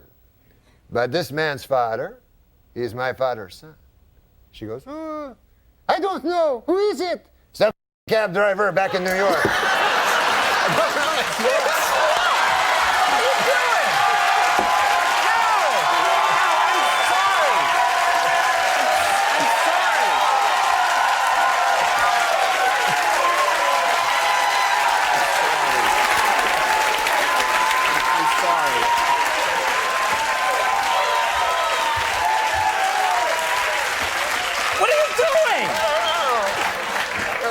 That was You didn't mean to do that, did you? No, I didn't. Be honest, you didn't mean to do that. I didn't at all. I just got to the end.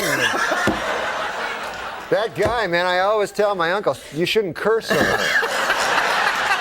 You know? Oh, man. All right.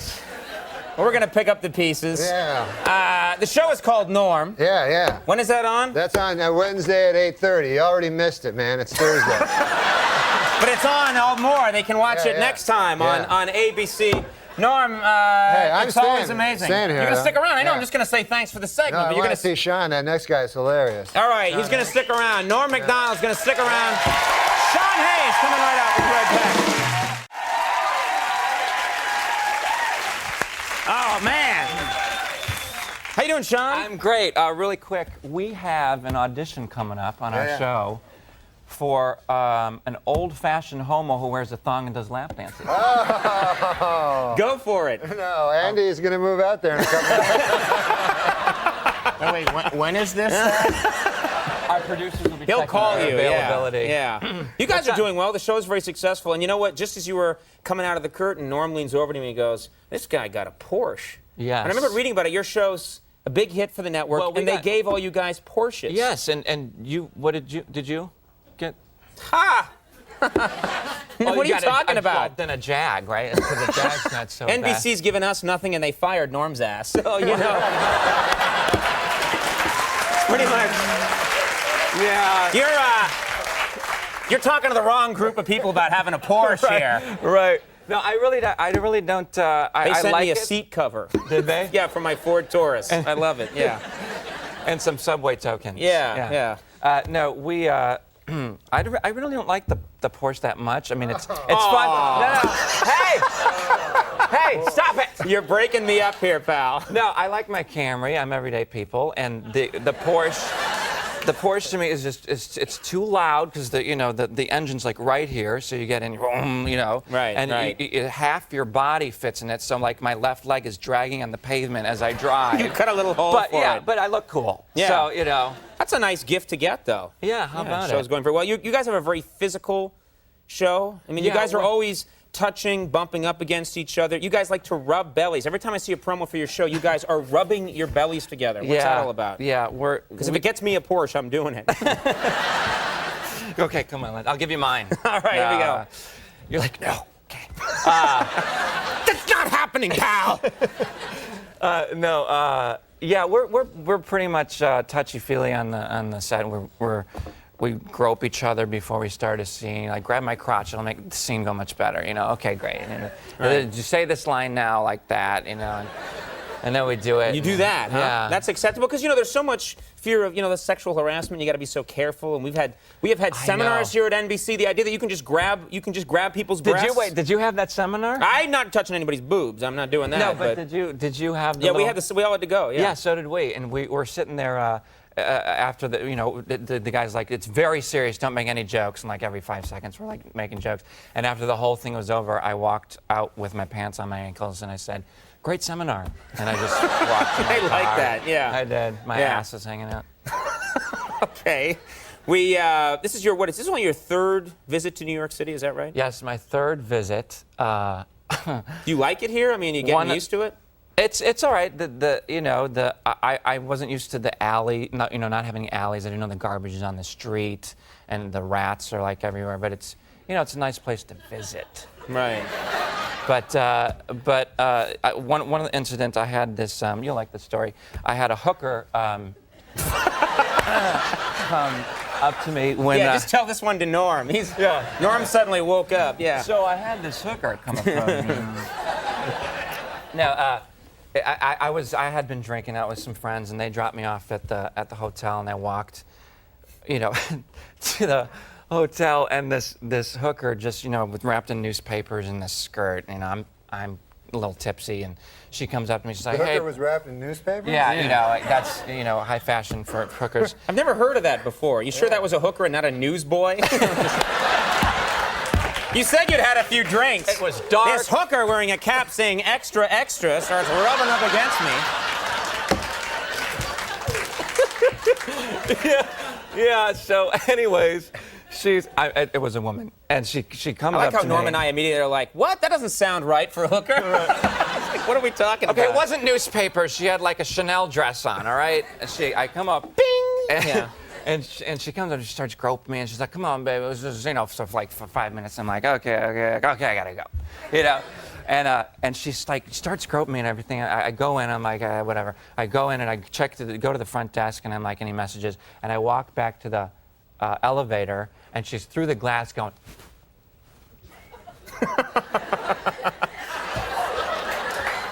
And I'm like. Betty bye time. But I called my brother later the next day, and I told him, she's like, she was trying to get your money, because when I go out, all I bring is my license. No, hookers don't want your money. No. No. What are you talking about? No, but I mean, she, pickpocket and all that stuff. And that's steal your what money. She was doing, right, like down my pocket. And that's different. But whatever, blah blah blah. What a stupid story. I like it when an interview ends with blah, blah, blah, whatever. Well, Will and Grace. That's true, man. One time my buddy was with a hooker, he was telling me. Wait a minute, you have a hooker story? Yeah, Here we seriously. go. And he said that he phoned me up once. He was in Vegas, and he's like, hey, man, I'm with this hooker, but I think she ripped me off, man, because she took the money, right? Oh, no, yeah. She said, I'm gonna, she said something about, like, I'm gonna go into the bathroom to get a towel to wipe off your or something. Wait a minute. No, you can't. No, wait a minute. You can't. No, you can't. No, you.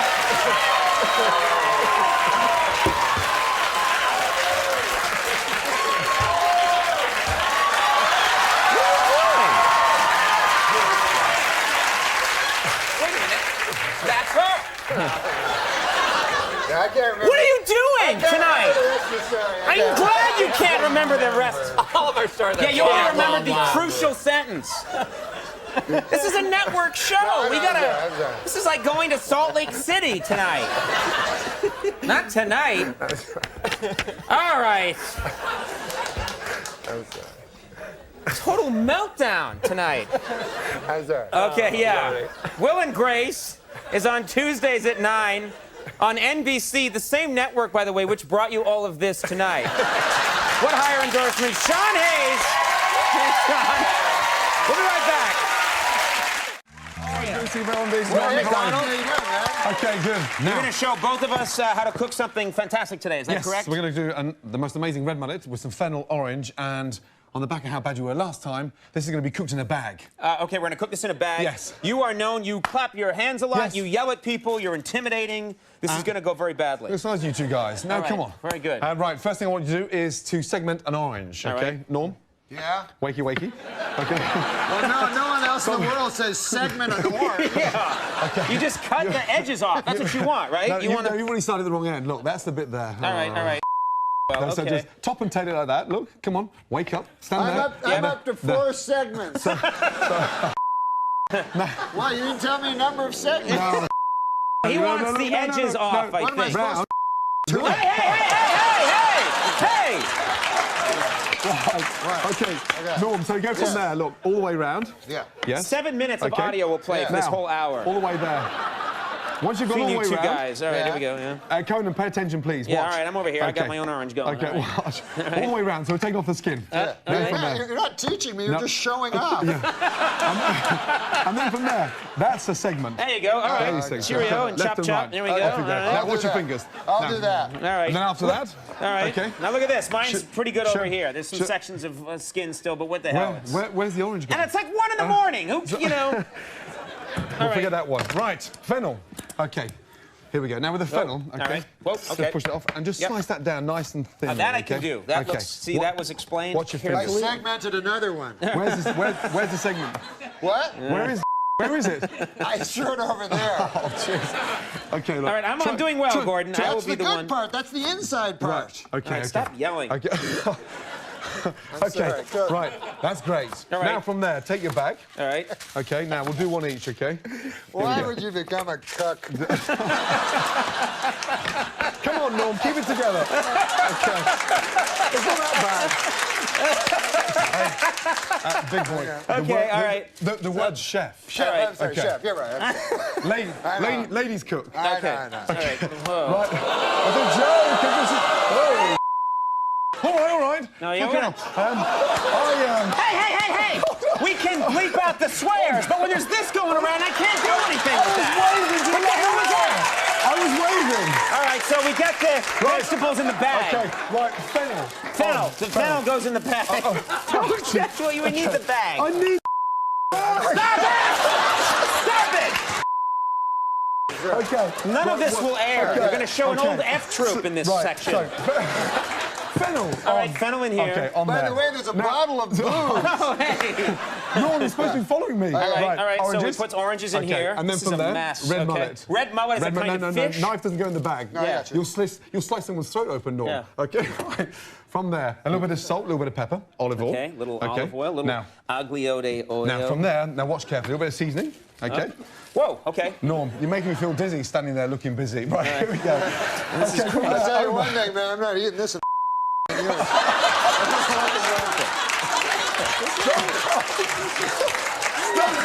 You're even tasting it. Why are we even having a cooking segment at this point?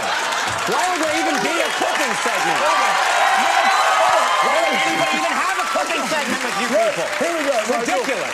No, right here. Right, fold the bag over. Yeah. Oh, Okay, yeah. nice and tight. All right. Okay, and then from there, twist the paper so Twist we the can see paper. what the end. All right. Nice and tight. God, I hope he's a Nice and- magician. Nice and tight. A bird's gonna come out. Yeah, all right, here we go. All the way, right. all the way round. All right, Okay. chop, chop. Now, from there, a little hole. A little hole. Okay, right there. and then from there, pour a little bit of wine in there. It's a big waste of wine right there, buddy boy. Okay, All right, right and in then here. from there, turn it round. Okay. What? Come on, no.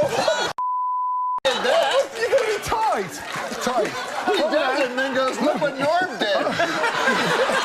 We got to it nice and tight.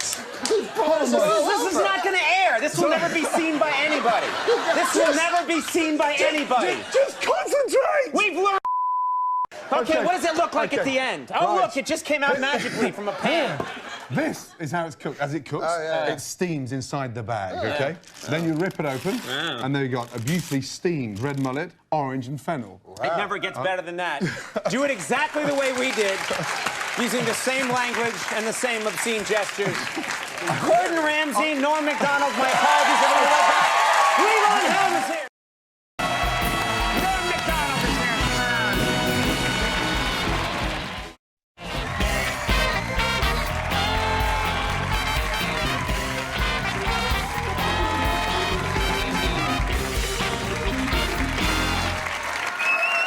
Everybody, we're back. My first guest was, of course, a cast member on Saturday Night Live. Now you can see him on his Comedy Central show, Sports Show, with Norm MacDonald. Please welcome Norm MacDonald.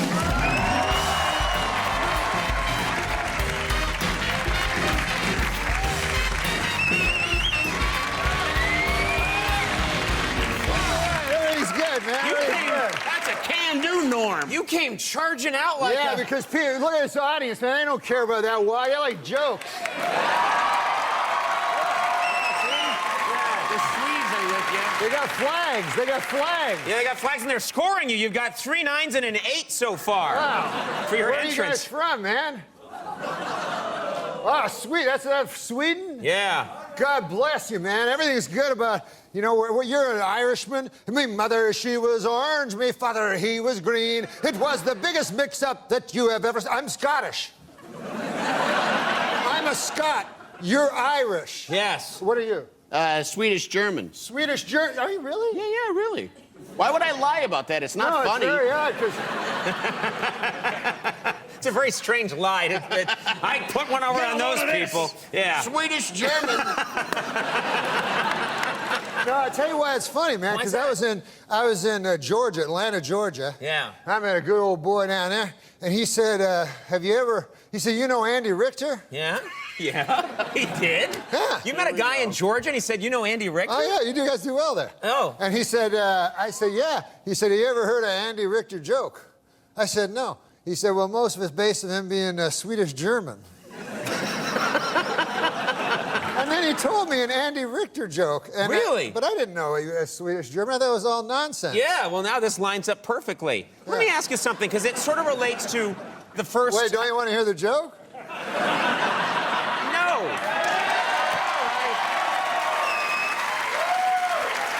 Oh, you're down to 6.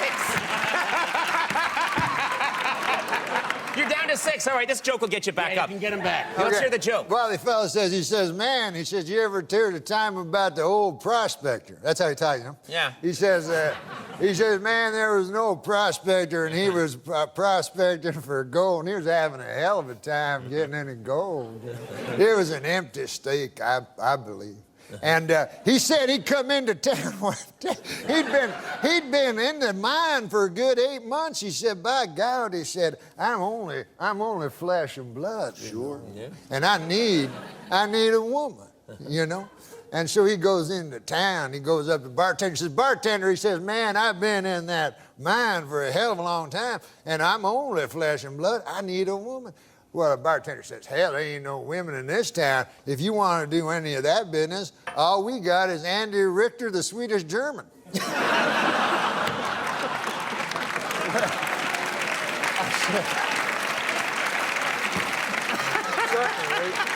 The prospector, he says, no, he says, "Hell, I ain't into that funny stuff, you know." He says, "I'll be fine." So he goes back to his state, you know, and he's back in that mine, man, and 6 months passes, and a year passes, and Conan, You know, people are weak. Man is made of flesh and pride, as the scriptures tell us. And by God, that old prospector finally broke to his knees and he said, I'm no worse than... Then he went back to the bar. He was a beaten man. He says to the bartender, he says, hell, man, I've been in that place 2.5 years. A man has needs, and if you say there's no women in this here town, he says, well, I'll have to go for Andy Richter, the Swedish German. But he says, listen now, he says, man, I'm a tough old hombre, you know, and I got friends now. He says, I don't want anybody to know about this. You know, this is back in the old days. Sure, yeah. He says, I can tell by the accent, yeah. He says, I got my cowpoke friends and so forth. I'd hate to hell anybody know about this. You know, this got to be all secret. Nobody. I say, nobody can know about this. Bartender says, well, 4 people know about it. How do you figure that? He says, well, he says, I'll know about it. He says, you'll know about it. Andy Richter, the Swedish German, will know about it. And the feller that has to hold down Andy will know about it.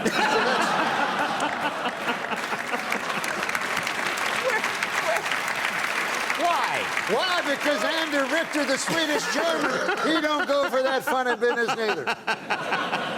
Well, at least you left me my dignity. Yeah. I like the way that story ended. Yeah, That was a nice... You weren't gay. Right. Yeah. Well, but that's not beside the point. You were raped. No, it's more...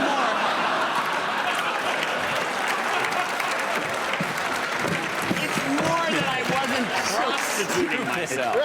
That's what I was getting. You're such a horrible man. I got cable, but it's still valuable airtime. I don't know about that. No, in Georgia, they say there's a whole subgenre of Andy, the Swedish German joke. That's what the guy told me. Well, you know what? I asked you, how are you? Yeah? And you went into, I believe, a 48-minute joke. Oh, which I'm sorry. was fantastic, but now we have to take a commercial break. Are you kidding me? What do you... Yes! I'm about to grow my beard back if I don't... Norm MacDonald in just a second. Stick around.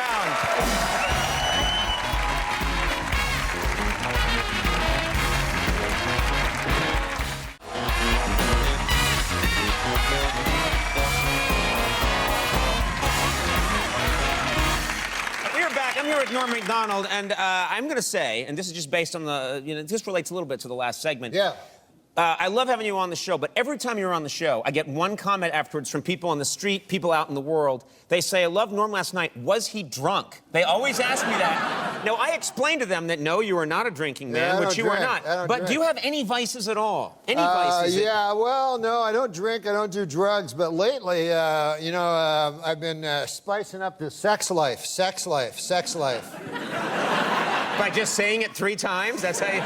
That's your method of spicing it up? My method is, I decided to spice things up. I got into, do you know what S&M is? Yes, I know what S&M is. Yeah. It's the sadomasochistic lifestyle. Okay. And so I said, I'll give it a whirl, you know?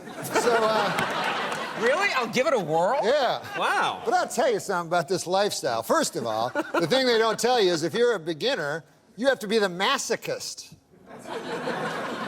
Really? You have to be the one that's getting the punishment? Yes, clearly you want to be the sadist. Yeah.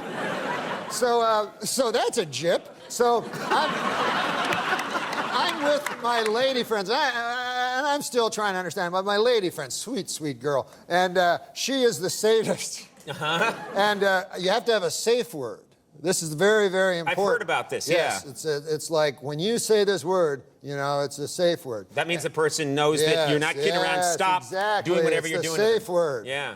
And so anyways, she's putting me through all sorts of, sexual torture and so forth. And what have you. Yeah. Then I say my safe word. Uh-huh. What is it? It's boring.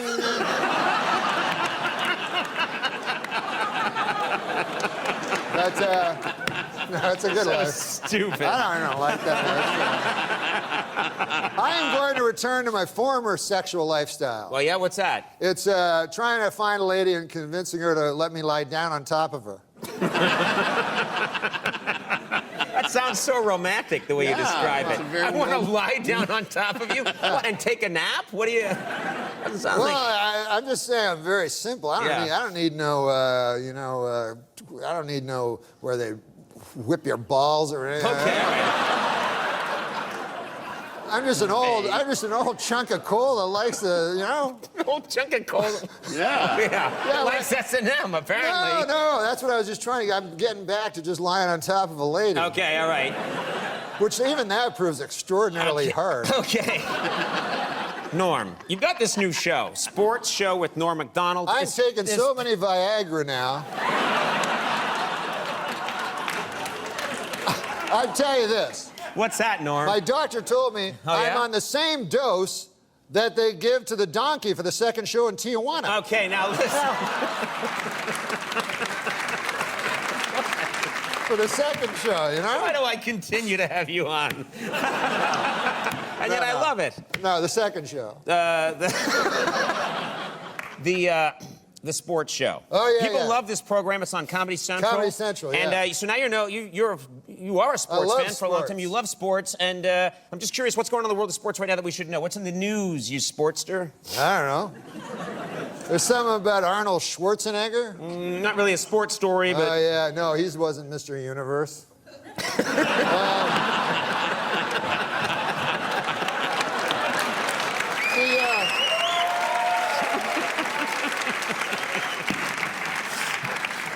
It's funny, right? Yeah. People say, hey, how did he become the governor of California? He was Mr. Universe. Yeah. And we're surprised. Yeah, that's a bigger title, yeah. Oh, my Lord. Yeah. I'll tell you one thing, man. What's I was that? watching the Mr. Universe contest there last year. Mm-hmm. And then, a couple of weeks later, they had Mr. World on. I said, I think I'm going to vote for that guy who won Mr. Universe.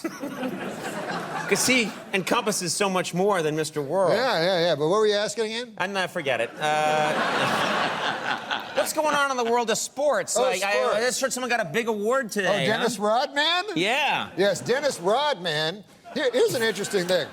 Dennis Rodman. Here's an interesting thing. Do you ever notice this? Yeah. Penny Youngman Yeah. is an old man. Yeah. But Gary Oldman is a young man.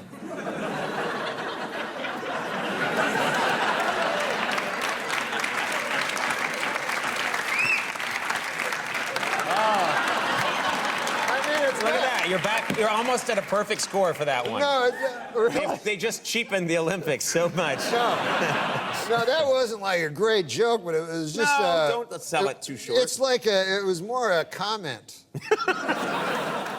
Well, we're almost out of time, so if you were going to make some comment about Dennis Rodman, we'll have to get to it next time. Yeah. Because we're out of time, aren't we, Jeff? Hey! What's that? Jeff's going, Jeff's come to life. He's like, stop it. You got to stop it. You got to make it stop. What about Paul Newman is an old man? You got another one? What about Gary Mann is a guy who works over at Comedy Central? Is that What happened? I don't know. You fascinate me. You fascinate me more than any other guest I've talked to. You know who would be cool to see? You'd ever see The Hangover? Yeah? That was an awesome movie, man. Yeah, well, there's a sequel. Hangover Part 2 coming out, and the director's coming up. He is? I love that guy, Todd Phillips. I was at a party with him. I went to a party. Todd Phillips was at the party. Yeah. It was pretty cool. It was pretty awesome. Well, he's coming out in just a minute. If there's still time, but I'm going to get him out here. Oh, awesome. Sports Show with Norm MacDonald airs Tuesdays at 10:30 on Comedy Central. Norm MacDonald. We'll be right back. The director of The Hangover Part 2, Todd Phillips, is here.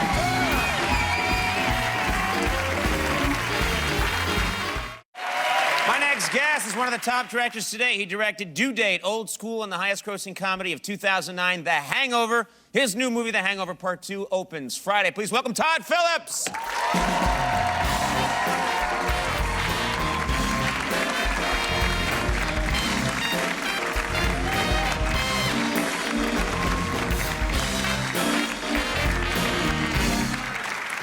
Hi. Good to see you, Todd. Good to see you, too. I'm sorry to interrupt, but they were doing my mic backstage, and I really just caught the end of that joke. Do you mind repeating it? Is that okay?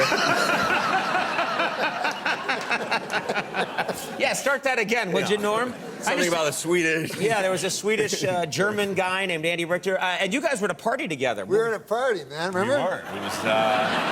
Are we allowed to even mention whose party it was? Because it's. Oh, Jay Leno's. No. It's actually not true. It was. He would not have a party. Don't trust him. That's good. He would not have a party. No, we were at Jimmy Kimmel's house, and it was a party for Howard That's Stern. nice. Yeah. Yeah. It was the first party I've been to in like 12 years. But it was fun seeing Todd, man. The Hangover was awesome. I hope the second one's... Yeah. Like my son was like, I don't know how they can do it again. You realize you're not going to get to any of your things that you're here to talk about. It's pretty much over now. That's okay. No, don't apologize. This is what happens when Norm comes to town. But honest to God, The Hangover was one of the funniest movies I've ever seen in my life. Yeah. Well, The Hangover 2 is going to be even better. I hope, yeah.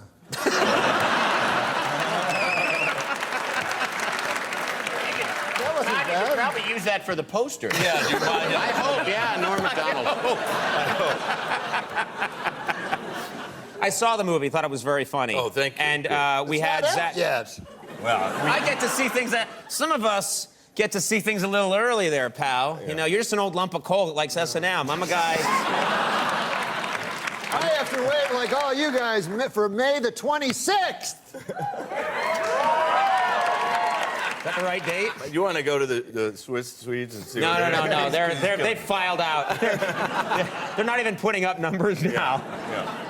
We had Zach Galifianakis here yesterday. Very funny guy, obviously, Sure. and you guys do great work together. We do. Is he one of those people that will? Because he's very reserved when you just talk to him backstage. He's Yeah. kind of a quiet. Comes off across as a little shy. He is. And does he do anything that you ask him to do, or does it take work to get him? No. I mean, any director, you have different techniques with each actor that you work with, and Zach, it's just a different sort of thing to bring him out of his shell and get him to do stuff. Like even on the first Hangover, he had to be naked from the waist down in that scene when he went to the bathroom with the tiger, and Zach just was adamant that he didn't want to do it. So how did you get him to do it? Basically, I called him a pussy and told him Will Ferrell would do it. That works. That works for a guy like Zach. It wouldn't really work with Robert Downey Jr., but for Zach it works, and or sometimes you just bring him a box of donuts. Right. Very simple. Get him to do what you want. Now, what about... Here's a box of donuts. Take off your pants. Your pants. Hey, we've all had that happen, Andy. Yeah. Now, you wanted to shoot Zach with a real taser in the first Hangover That movie. is right. I didn't know if that was real, if that was just legend. No, that's a true story. In fact, I wanted to shoot all the actors, with a real taser. I figured we'd seen it on Jackass. Those guys do it. They're fine. I approached the guys. They're not fine. I didn't realize. I figured it would be a fun thing to do, capture real reactions. And Bradley Cooper, who is like a soldier, was just on board. I'm there. Let's do it. Let's go. And of course, Zach and Ed just were absolutely not having it. They called their agents immediately, and I very quickly heard from Warner Brothers security that said, safety, they have a safety They do have department. safety people. And yeah, they're not going to let you shoot A-list actors with, They weren't A-list at the time. That was your doing, so you should get to... okay, you make a lot of people laugh. What makes you laugh these days? Just curious. I've been turned on a lot by a lot of these kind of animal videos on YouTube. I know it's very standard thing, but I've seen so many. This one recently that has been getting 17 million hits of the dog talking. Have you seen this video? Yeah. It just blows my mind, and I think they did bring a clip of it. I love this. You didn't bring your own clip. You brought this clip. Yeah. It's on YouTube of a dog talking. Let's take a look. So, I went to the fridge and I opened up the meat drawer. You know what the meat drawer is, right? Yeah. What's in there? Well, I'll tell you what was in there. You know that bacon that's like maple? It's got maple flavor. The maple kind, yeah. Yeah, so Yeah. I took that out and I thought, Yeah. I know who would like that. Me. So I ate it. Oh. You kicked me. 17 million hits. It's a new world. You shot this in, you shot The Hangover 2 in Bangkok. Yes. And must have been an amazing experience there. Just legendary experience to bring those actors to Bangkok and shoot a movie. Yeah, we had a lot of fun there, and we don't like to talk about a lot of what went down there. But we did have fun. I'm told Bradley Cooper is on tomorrow, and I have it on good authority. He's going to tell us things that no one should know. I really doubt that. I don't believe it. I think he will. I'll make you a bet he will. Yeah, I bet you he does. I'll bet you anything. It's almost as if it had been taped ahead of time.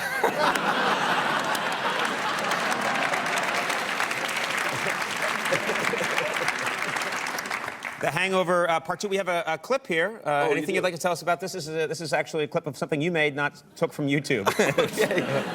This is Mr. Chow. Ken Jeong shows up in the movie, and I think the clip we're about to show is them in a car chase. They're being chased by these gangsters, and Mr. Chow is driving. Let's take a look at this clip from The Hangover 2. He's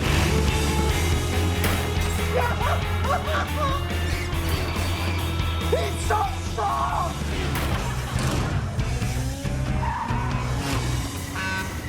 Look out!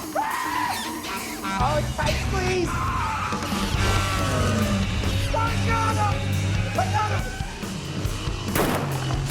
Slow down, Chow! Hold on! Get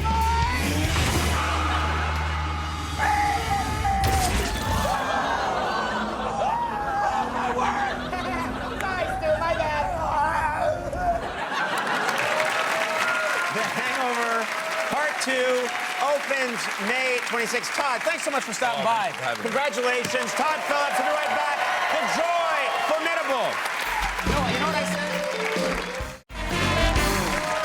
All right, everybody, we're back. Settle down. I know it's exciting. My next guests are from, it's North Wales, right? Yes, North Wales. And they're here tonight with a song from their critically acclaimed debut album, The Big Roar. Please welcome The Joy Formidable.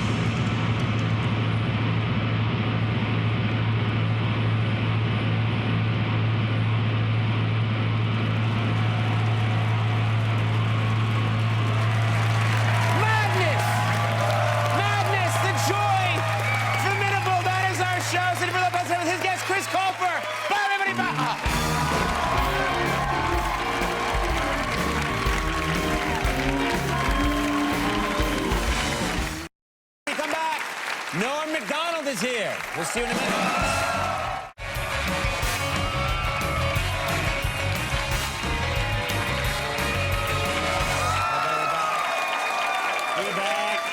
We're back.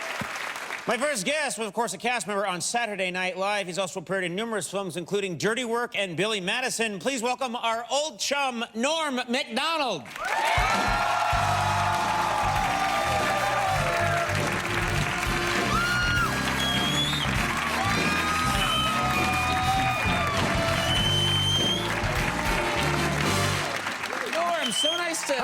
So nice to see you. Oh, man, it's great to be here, Conan. Yeah. In the talk show, my natural element. Yes. I've always said you're a terrific guest, and you're like a fish in water. Not out of water, a fish in water Yes, when I you're on am. a talk show. I'm like a fish in water on a talk show. Yeah. And it turns out there's an opening now for a talk show. Yeah, let's talk about that because it's been in the news a little bit. You have been lobbying. The host, Craig Ferguson, announced he's stepping down. Craig Ferguson is stepping down from the Late Late Show. Yes. And so, you know, all my career I've been, you know, sort of diffident. That's a cool word, diffident. Well, it is a kind of retarded word, huh? No, it's a good word. It's a good word. Anyways, no more diffidence for me. So what you're saying, well, if you don't know what diffident is, no one knows what the hell you're talking about. I know. What should I say? You've been a little laid back, let's say. Laid back, and that's not what, you know, what fuels this town, Hollywood, is naked ambition. Right. And what you have went done... from being passive to active. Yes, I am a furnace of ambition. Okay. Norm. It's warm, actually. Yeah. And what I plan to do, you see... is you want to take that job. You've put it out there. I want that job, because here's the thing. I kept hearing, hey, there's a conversation going on about these different names. And about who might replace Craig Ferguson, yeah. And my name was never in it. So I believe, my dad always taught me, if you're not part of a conversation, the thing is you walk up to that table and you put your hand out and you say, Mr. Moonves, good to meet you, sir. I hear you've been conversing about different people. You've been conversing about different people, and I don't like them. Wait, you would, instead of talking up your own skills, you would crap on the other people? Oh, no, I would never do that. Okay. No, I would just say, listen, you're sitting around the table, and, you know, why does my name lay unmentioned like your potatoes au gratin? Okay. You took the restaurant thing way too far. Let's get you out of the restaurant. What about one name they're mentioning a lot is a very popular guy, John Hodgman. They're saying John Hodgman might be the possible guy who could replace Craig Ferguson. Oh, yeah. What about him? Well, you see, he's too smart. Nobody wants an egghead or a blue stocking. What they want is, No one's talked that way in 80 years. What do you mean? No one wants an egghead or a blue stocking. They want a ham and egg man. They want a guy who gets his hands dirty. That's right. They want a fella like you and me, a man of the people. You know, like a dunce, a dolt. Wait a minute. No, I'm not saying you're a dunce or a dolt. Yes, you did. That's exactly what you just said. No, I'm saying you play one on television. Okay, fair enough. You think I'm a chump, but that's fair enough. But you're saying that you think that you'd do a better job than that John Hodgman guy. Oh, I think I could do a better job than anyone except for Conan O'Brien himself. Well, okay, thank you.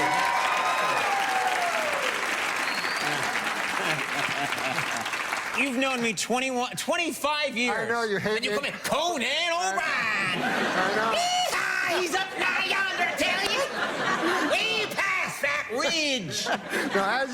No, as I said, I know you hate being called Conan. No, I'm fine with it. But aren't they, right now they're looking for diversity in hosts, you know? That's me. What are you talking about? How are you diverse? I'm 3/4 gypsy. Oh, you are not. I swear to God, my mom, who's in the audience, full-blooded gypsy, and my father, he's half Scottish and half gypsy. Gypsy Jack MacDonald. That's true. How come you can't even say your own last name correctly? You're not MacDonald. Gypsy. We lived on the edge of town. Sure. And what we would do is me, my mom, and Gypsy Jack MacDonald, we'd travel from town to town, and we'd go to old ladies' houses and tell them there was something wrong with their roof. And was there something wrong with the roof? Oh, no. We were dirty gypsies. All right, shut up. You can't say that. You can't say that. You're going to get mail. No, I know, except I don't think that they even exist. What? Well, I think... what are you talking about? I think that I'm a gypsy, for God's sake. I can say it. I can say the G word. All right. You're fine. You're fine. Now, do you think, let me say this. I know this job looks easy. It does look easy. But do you think you have... I mean, this job, it looks hard. Oh. This job looks easy. Okay, well, I know it looks easy, yes. But do you really think you've got the chops? I'm going to use the phrase chops. Sure. Do you think you got the chops to be a talk show host? Oh, yes. Because there's a lot of things you have to be able to do. You don't just sit here and guffaw. Granted, that's 98% of it. Do you have the chops to do it? No, I've been studying it like a Jesuit. All right. You just used the J word. And I believe I could do it in 1 minute. You think, Norm MacDonald, that in 1 minute you can display all of the talk show skills? 1 minute, that's all I need. If I could only have I think we want to see this, don't we? Let's do it. He's got 1 minute.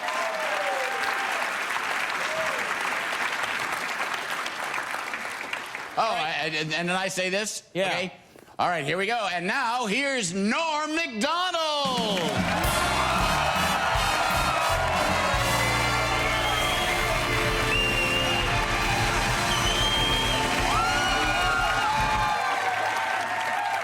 Thank you very much, ladies and gentlemen. You're familiar with the model Kate Upton? Well, apparently, she told the London Sun that life would be easier if she had small breasts.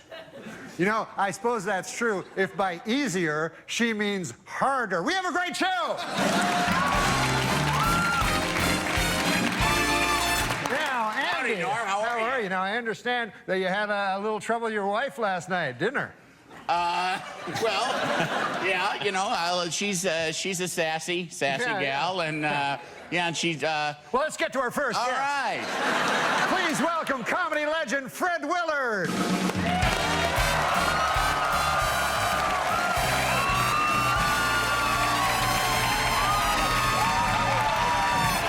thanks for having me on. I love your show. You're doing a great job. I love it, man.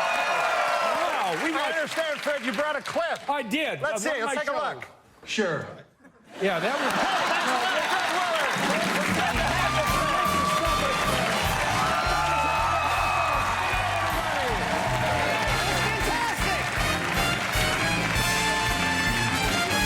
We'll take a break. We'll be right back. More Norm MacDonald.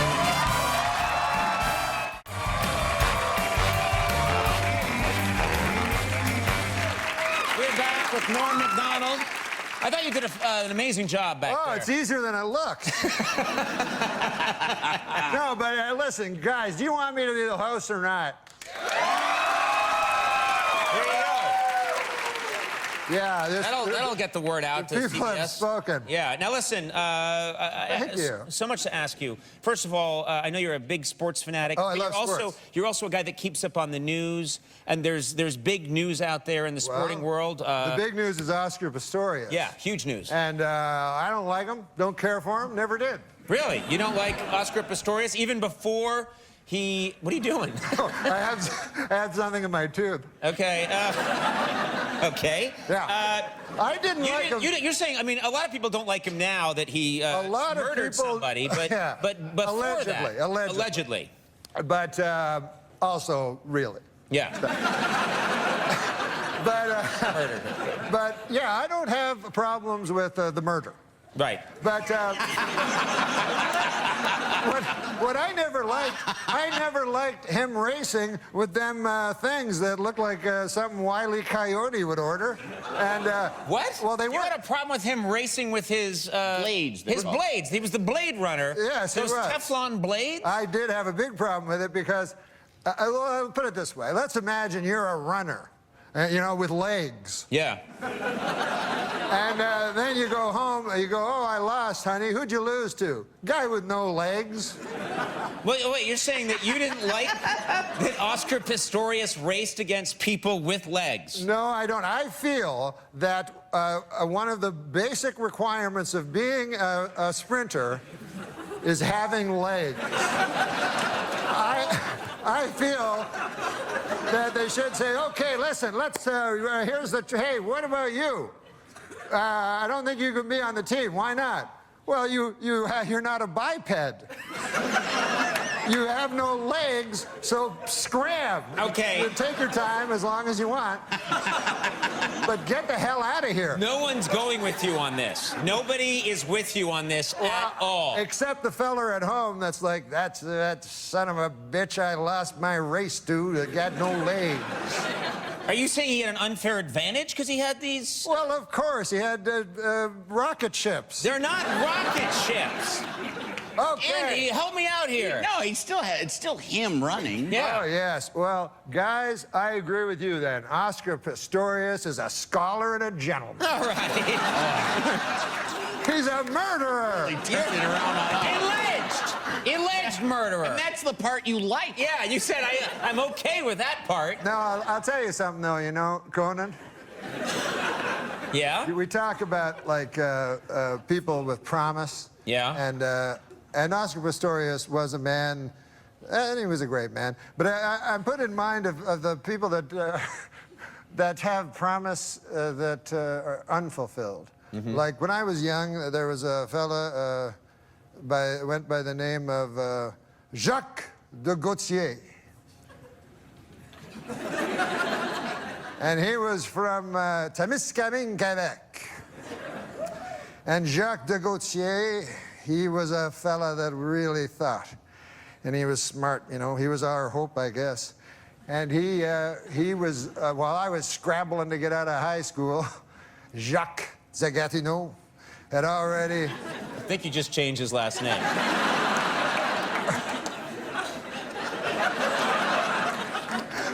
Well, you know, a man grows.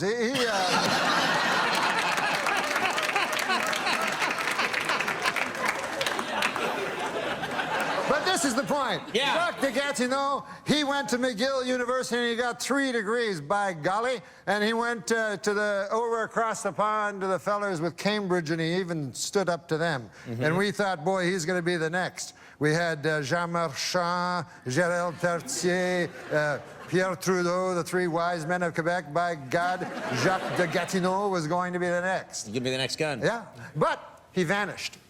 And I met him, I started to do stand-up and travel from here to there and to here again. And one time I was in Niagara Falls, and gosh, I went over to the Sea World there. You know how they have the Sea World? You know, with the different fish. You know. I didn't know that, but okay. Yeah. Yes. Beluga. The Sea World. I've been there many a time. Okay, so I was checking out the beluga whales and stuff, and I look over, and who do you think I see? I hope it's that guy. No, it was just an attendant, but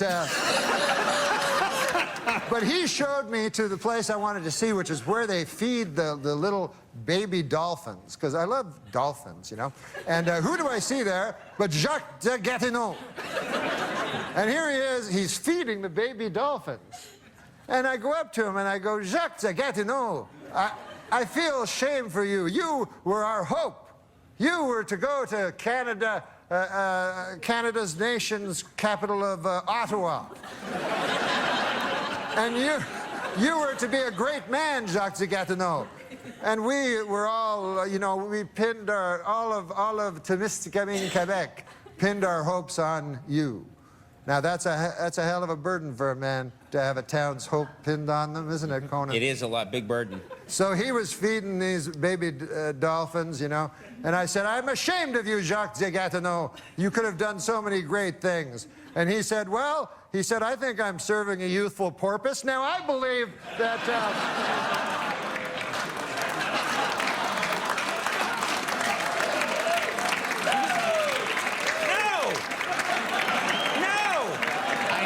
was going to happen. I knew that was going to happen. You don't encourage that. It's like... That was a 40-minute story. It's like somebody... Youthful porpoise? Youthful porpoise? Yes. Not porpoise. I don't know. Good God. I know. That was way out of line. No, that was way out of... Who are you to criticize Oscar Pistorius? It's like somebody saying, I got to show you something. They take on a 4-mile hike to show you a dog turd. Look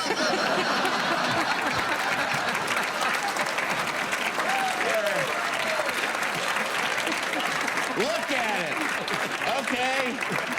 Well, there's your reel for CBS. We're getting this right to Les Moonves. Yeah. I gotta have him. You want to see that every night, Les?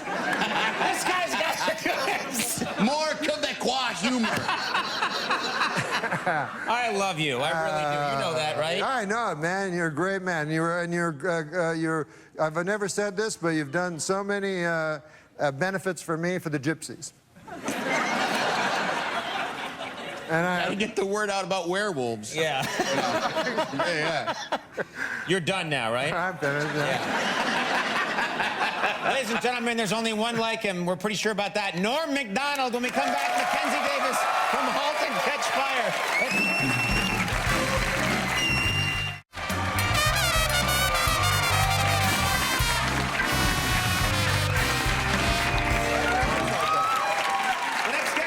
Gentlemen is a beautiful and talented actress who stars on the new AMC series Halt and Catch Fire, which premieres Sunday, June 1st. Please welcome Mackenzie Davis.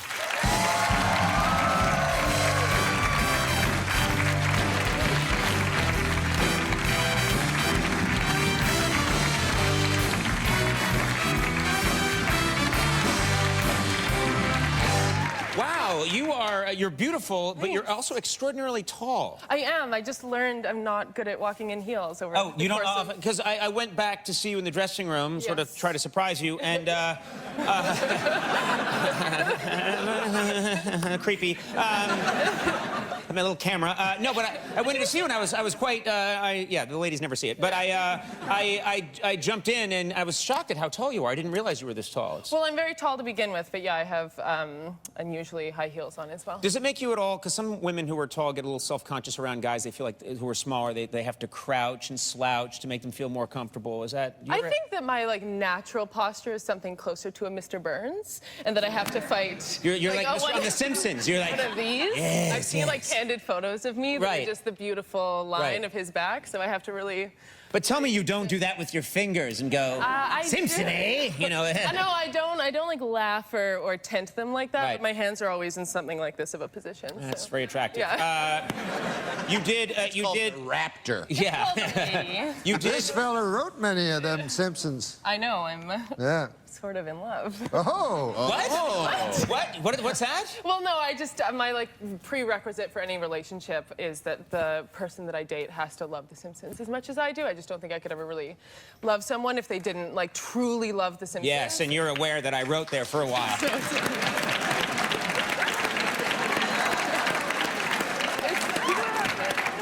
You guys should get married and go on a honeymoon too. What?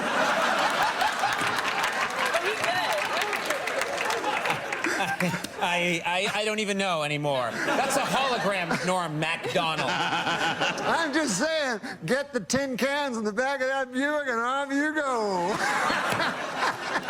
Are you an old gold prospector now? You know, we're gonna make this happen. So, okay, you did that awkward moment with Zac Efron. Is that the kind of guy that you would be attracted to? Is it that kind of guy? Zach's too pretty to exist. Yes, in the real that's what world. I think. Yeah. Yes, I feel yes. like even I like a guy with physical flaws. I like a bit of an ugly man, you know, like somebody who doesn't. You don't like an ugly guy. Well, I like somebody with character. Oh, I don't know how to phrase this. Yeah. This is flaws. Some flaws. Yeah. Zach is like a beautiful marble statue where you look at him and just get lost. I feel like we couldn't connect if we were to really go down that road, which is never an option. But yeah. But guys like us, just like normal slobs. Yeah, bring them on. I'm told that you like to make unusual craft projects, and I heard about this, and I thought I've got to ask you about it because you know, and you shouldn't judge a book by its cover, but it seems so unusual. I see you; you're such a beautiful woman, and then I heard about this craft project that seemed a little unusual. Yeah, here's a way to alienate people. That's what I do. Yeah. You should have opened with that. Yeah. I was living in Texas for a little while, and I started collecting owl pellets. And for anyone who doesn't know, when an owl eats a field mouse or a rodent, it eats it, digests all of the edible parts, and then regurgitates a pellet, which is like all the bones, all the undigestible matter. And I collect those and harvest the bones, and then make magical creatures out of them.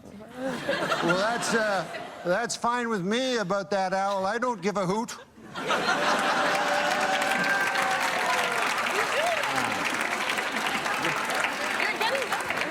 Yeah. I don't think you should I think be you should on a host talk show. Yeah. You should be writing liquor store greeting cards. Well,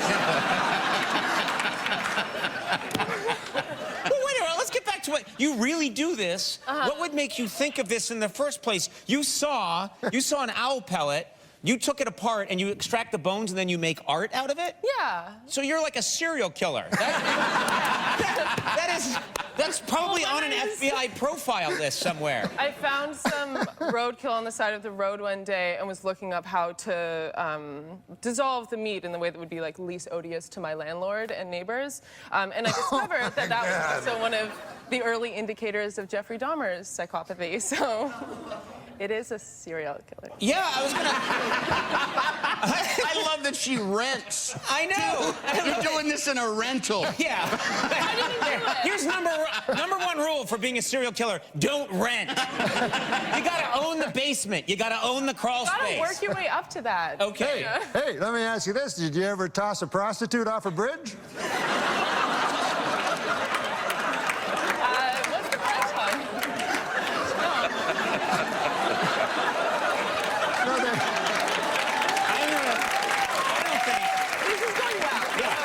Something.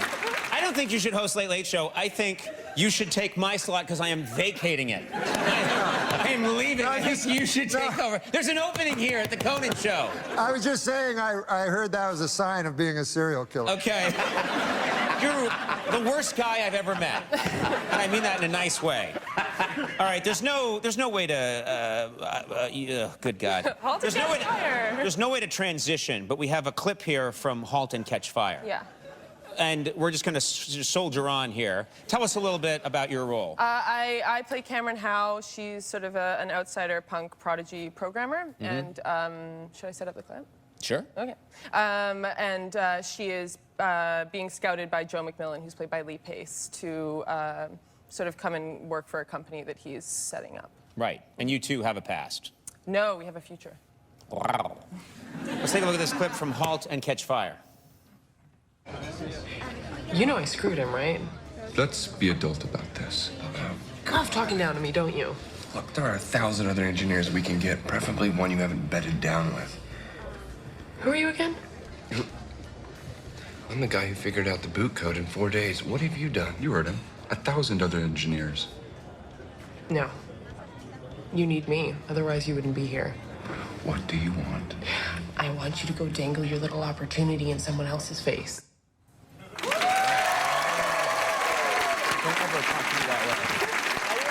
You would never. Halt and Catch Fire premieres Sunday, June 1st at 10 p.m. on AMC. Mackenzie, thanks so much. Please come back. Thanks for having me. Oh, all right. Mackenzie Davis, everybody. We'll be right back. Veruca Salt!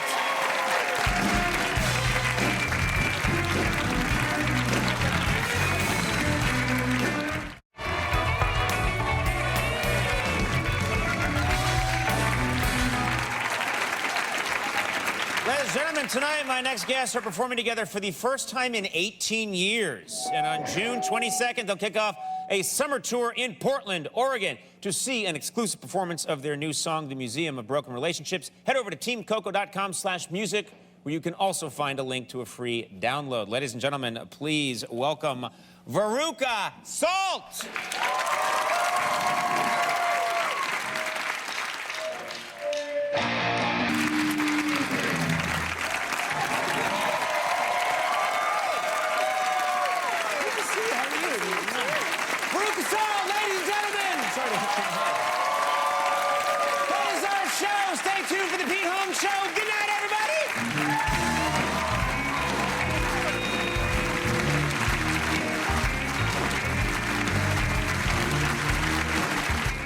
Here, we'll see you in a second.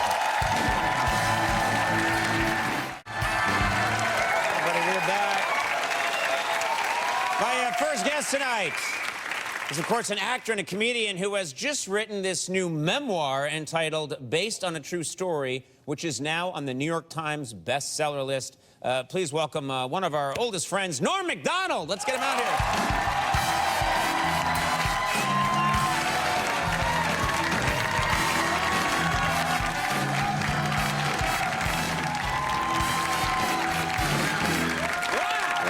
Something else, huh? What a crowd, what a crowd, what a crowd. You guys are great, I'll tell you that. I've been on a lot of shows, but there's no better crowd than you right here, I'll tell you that.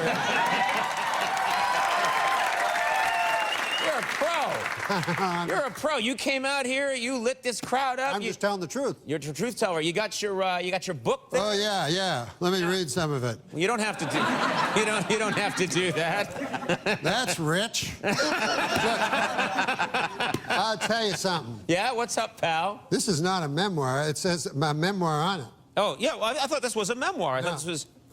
No, it only says a memoir on it, but it's a novel. I don't know, so I was angry when it was in the nonfiction. Yeah. Because it's a memoir. It says a memoir. It doesn't mean anything. Right. It's like if you bought Grapes of Wrath. You're like, hey, there's no grapes. Yeah. Or you put it in the grape section. That's smart. Yeah. Then everybody will find Grapes of Wrath. Yeah. People that like grapes. Okay, listen. Norm, settle down. Have I made my point? You made your point. If this was a memoir, if this were a memoir, yeah, I would put juicy things from my own life. Right, right. Like what kind of things would you put in there that nobody knows? Well, I guess the biggest thing that nobody knows about me is I'm a deeply closeted gay man. What? I mean, that's, you're a gay man? I'm not gay. I said I'm deeply closeted. I'm as straight as an arrow. So you're a gay man who won't admit it? No. Do you know what deeply closeted means? Yeah. It means a man who will not acknowledge that he's gay. Yes. So I'm telling you, I'm not gay. I got a wife. You got a wife? I just got married because I thought, go through that charade, keep appearances up. Oh, yeah. That's the kind of thing you'd tell if this were a memoir. Yeah, if this were a memoir. Right. If this were a memoir, I would tell about my wife. What a battle axe. A battle axe? I mean, no one's called their wife a battle axe since 1945. Listen, come. How do you feel about a woman? She's supposed to be my life partner. I look in the mirror the other day and I says to her, honey, I look in the mirror and all I see is a fat, ugly old man. And I need you to give me a compliment. She says, all right then. Your eyesight is damn near perfect. I said, you dirty dog.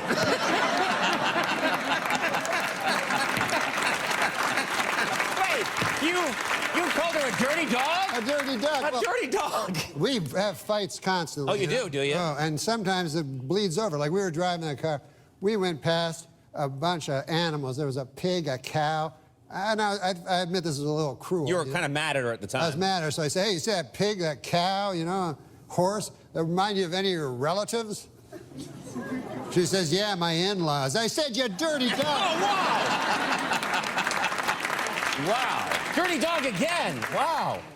I tell you, until I met my wife, I always felt incomplete. Now I'm finished. But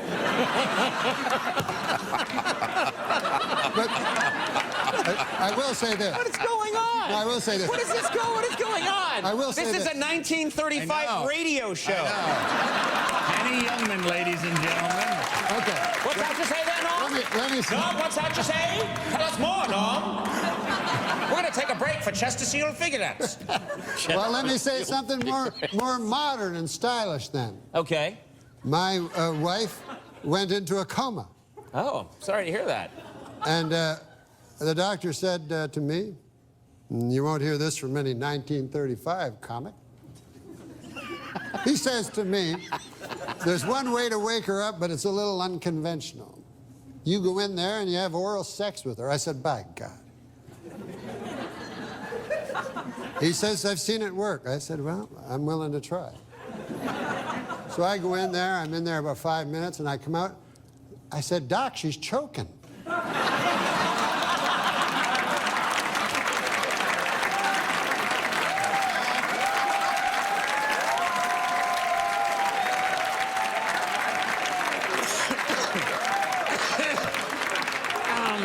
That's modern medicine for you. That's modern medicine. We're going to take a break. I'm going to find out what's happening here. That's modern.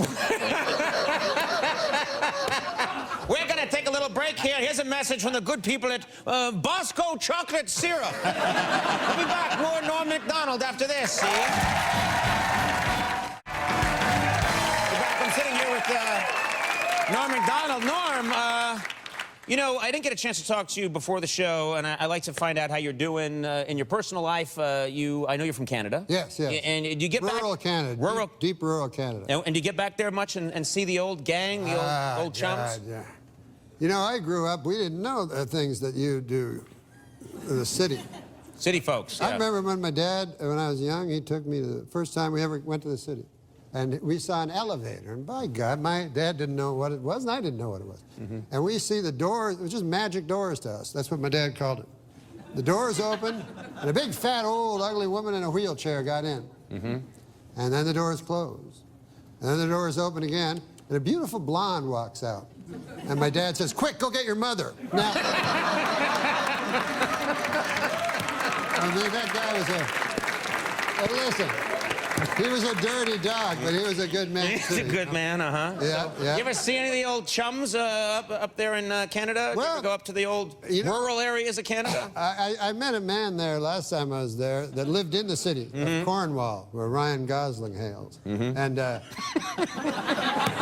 it's a big city because of that now. Yeah. And so big deal, yeah. So anyways, he was from the city, and he got tired of the rat race, racing and chasing and trying to keep up with the Joneses. He got tired of the city life. Yeah, so he couldn't take it anymore. He said, "I'm going to get myself land. Land. Man needs land." So he went to the country where we live. And the soil's not arable, it's rocky, hellish. But anyways, he liked it. Yeah. And so the first day there, the neighbor fella, Angus McGregor, comes over. And I know Angus a long time. And Angus, old fella, he says, "What's your name?" The guy says, "Phil Henshaw." He said, "You're from the city, I hear." "Yes." He says, "Well, I just come over to say hello." God, the city fella says, "Isn't that something? All the years I was in the city, I never met my neighbor. I lived in an apartment, and I never met my neighbor. First day here on the farm, and here you are saying hello." "Well, I'm saying more than hello," says Angus McGregor. "I'm going to invite you to a welcome wagon party over at my farm." Well, the city fella says, "That's exactly what I was looking for." I guess I was looking for a sense of community as well as owning land. Yeah. So he says, "What's the party going to be like?" So Angus McGregor says, "Well, I won't lie to you. It gets pretty rowdy. A little drinking, little fighting, little fornicating." So the guy says, "Well, that's all right with me. What time do I show up?" Angus says, "It don't matter, just the two of us." Now... Right.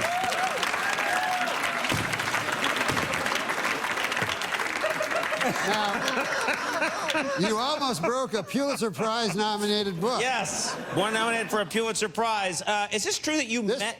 Oh God. That I met Donald Trump. Well, I was just going to tell you because I was reminded by my book that I like self-help books, and I felt. I got a copy here. You don't have to keep waving that thing around. I felt that I was not affectionate enough in my real life, and I guess it was because my father. We shook hands, and that's how we expressed our terms of endearment. That's the way it was on the North 40. But I said now in the city, and as a more evolved person, no, you know, I'll never call myself a cosmopolite because I don't know what it means. But I will say this. I wanted to get a book just to teach myself how to be affectionate, and I didn't know if they had it, but I found one in a bookstore. It was called How to Hug. How to Hug. It's nice. And I got it, and by God, I was disappointed. It turned out it was volume 5 of the Oxford English Dictionary. How to Hug.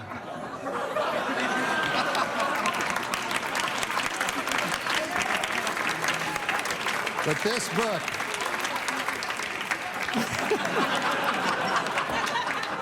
It's fantastic. Yeah, we don't need 2 books. We really don't. Now, you met Trump recently, is that I right? met Donald Trump at a Is this a true story? Yes. Or is this one of your, he has a farm and a goat comes by? Because I'm not putting up with that shit. Yes. I saw Trump. Trump. He had a farm. He said, "I want you to meet my donkey." He said. And I was like, "Well, Mr. Trump, I know you're running for president, but tell me more about this here donkey." Well, he says, "If you want to see the donkey, you got to first meet my 3 daughters." Now, the first one's shy, the second one's sexy, and the third one has 1 leg. I'm making all of this up. I know. But this is exactly what you do. But the ending, I'll never tell that type of joke, because that's that kind of a joke that we shouldn't be telling. You're right. I apologize. But I will. No, I did meet Trump. No, this is true. You met Trump. An absolutely true story. I was on another talk show, not a competing talk show, because talk shows don't compete. Hey, anymore. and I think no show competes with this one. No, sir.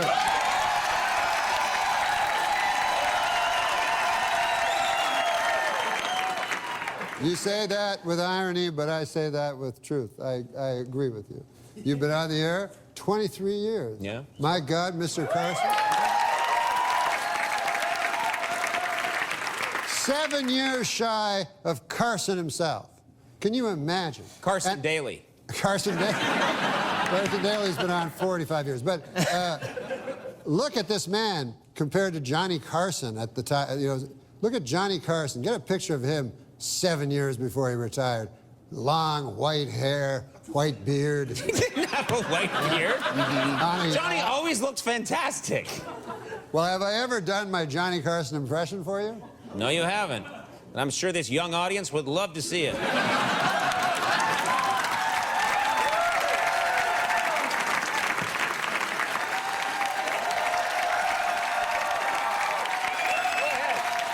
Let's see it. This is, you can play along. You can be the 911 operator. This is Johnny Carson when he was having his heart attack. He actually phoned 911. People don't know this. He phoned 911 himself. He's a very brave man. And so during a heart attack, he phoned 911. So you be the 911 operator. Okay. Say hello. You know. Hello. Hello. This is Johnny Carson. Oh, Mr. Carson, how can I help you? I feel like there's a yak on my chest.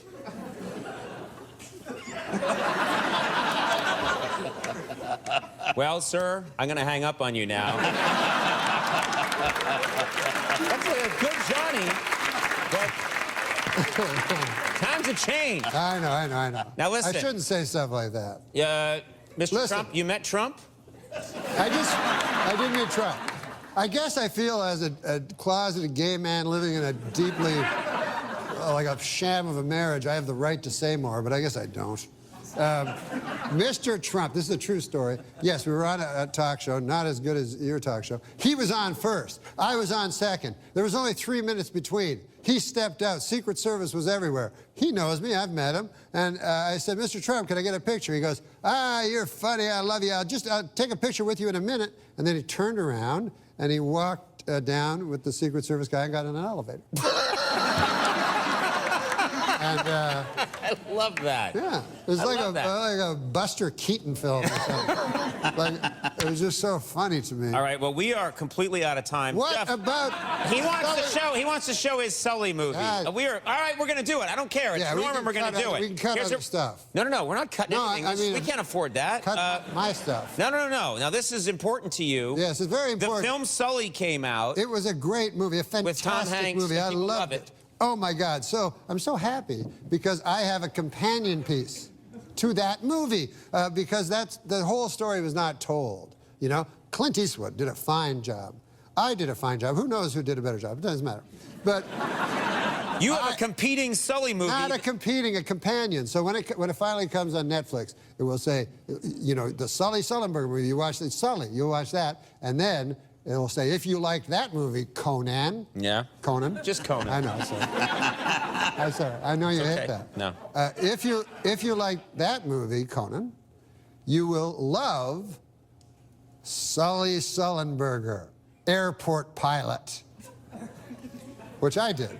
So you do your version, and you shot this. Yes. And is this right? You play Sully Sullenberger in your movie. I play Sully Sullenberger. Tom Hanks plays him in the other movie. Who's to say who's better? It's an age-old debate.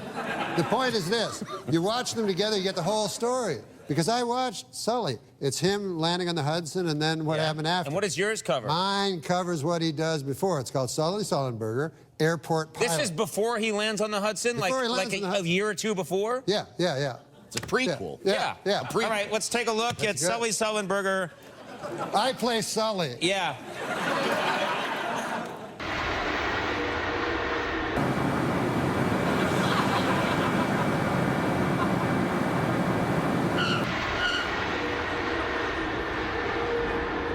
On behalf of U.S. Airline, we know you have a lot of choices to make, and we're glad you chose us.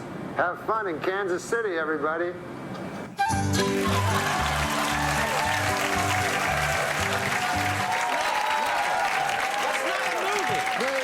That's not a movie. I didn't choose that clip. There's a better clip that I What do you gave mean there's a better clip? Yeah. There's a better clip than that? I hope there's a better clip. The story is a love story. That's what I was trying to get. What? Nobody knows about Mrs. Sullenberger, old Ruth Sullenberger. Oh, and they have a this clip shows their real love for each other? Yeah, it's love. Okay, here we go. Sully, why didn't you give me a seat? Why do I have to stand here for the whole flight? I told you it's cheaper. But save it up for the thing. Now listen, you know why you're standing up here. I'm just kidding you. I love you. That's why. Hey, you wanna land this? Yeah. Pretty well lands itself.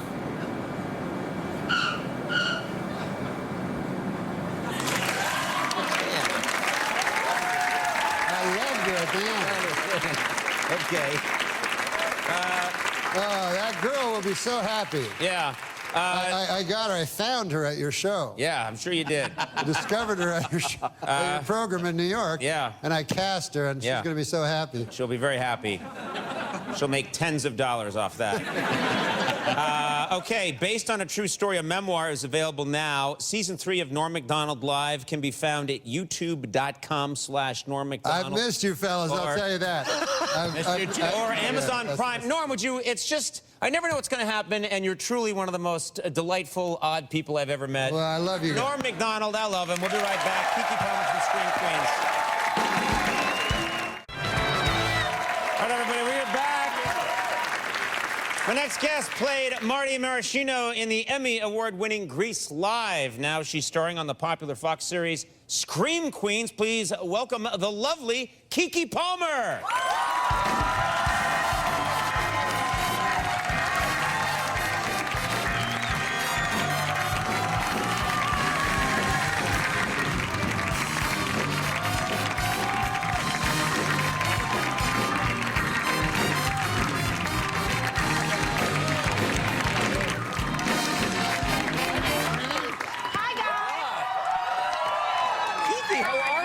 First of all, I'm so glad to be here with you. It's been some time. I know it's been some time. Since the Keelan the Beat days. I know, but it's been so nice to have you on, and I'm loving that you're rocking the red hair. I tried to get a little bit of your swag. Yeah. Mine is, of course, not a human color. Yeah. But I'm trying to get on that red hair swag. Yeah. Well, is red hair, I mean, do you feel different as a redhead? Yes, I feel very bold. You know, you do? I do. I feel like red is such a very, like, kind of jarring kind of color, so to imagine it on my head, it's like, what's up, it's your girl Keeks. Yeah.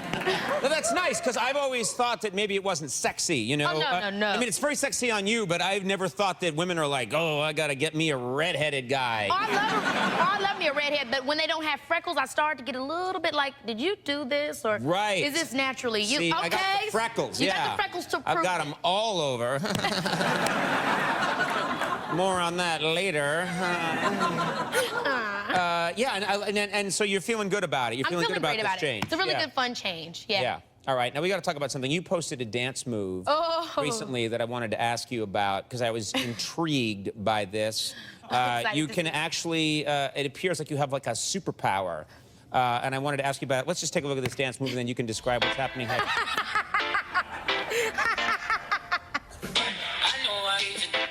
I'm so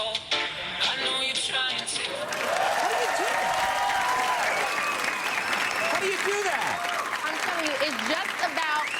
No. It's what? It's what? It's just about the gluteus maximus isolation. Isolating. You just gotta isolate each butt cheek, and it's not as. I mean, it's not. I wish I could. Yeah, well, you could do whatever you want to do. We have no problem.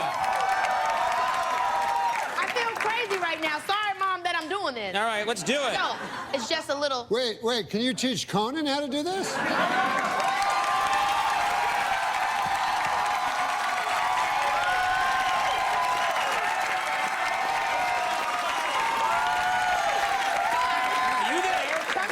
You there, and I'm...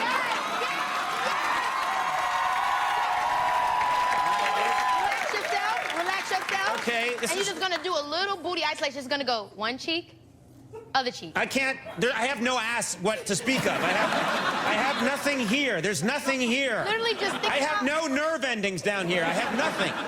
What about one big, just both cheeks? Nothing's happening. I can't feel... A for effort. No. A for effort. A for effort? That's horrible. No, I can't do that. I have no... Well, you gotta go home to wife. There's nothing here. There's nothing... Yes, feel that. Just feel around a little bit. That's right. Feel around. Jesus, Mary and Joseph. No, nothing happened. No, I'm not gonna... I hate... No, he's pretty off the charts I hate high-fiving my own humiliation. It's just... the worst, but I honestly don't understand how you do that. That's amazing. You just isolate it. You know, I learned this from a lot of I sessions. can do this. I've done this on the show a lot. I do that all the time. That's pretty good.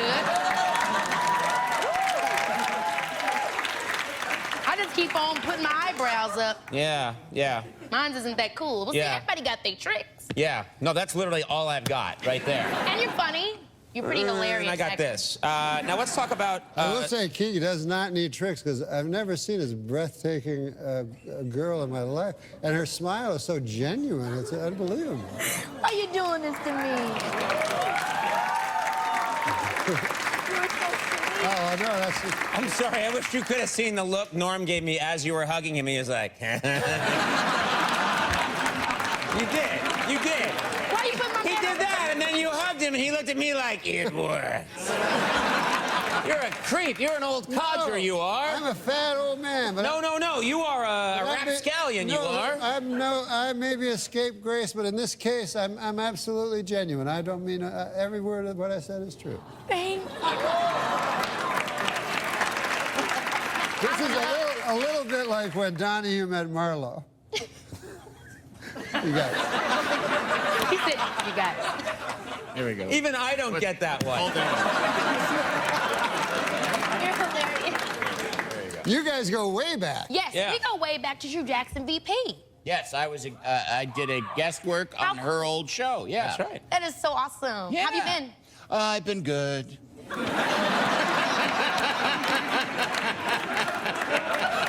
You look good. I love your tie. Thanks. Thank you very much. Yeah. And Norm, how you doing? How have you been? Listen, man, I'm just a fat old man trying to get through life. But when I even sit beside such a image, I can't. I'm sorry, when did you become an old Southern colonel? Well, I don't know much, but I know that I'd like to take you for a walk down to that creek yonder. Who are you? I was talking literally when I said breathtaking, and it's very hard to speak when you don't got no breath left. Oh, now honestly, this is too good. He's gonna give me the look. He's gonna give me the look. He's gonna give me a look. Now it is. Wait, I knew it. All right, you gotta come back when this masher isn't here. I've got to come back with all you guys. Yeah. I like this lineup. We gotta take this on the road. I was thinking the same thing. You guys want to go on the road together and take this act around town? I don't think I could survive it. I mean, right now, if you were to take my pulse, you'd have to subtract 8.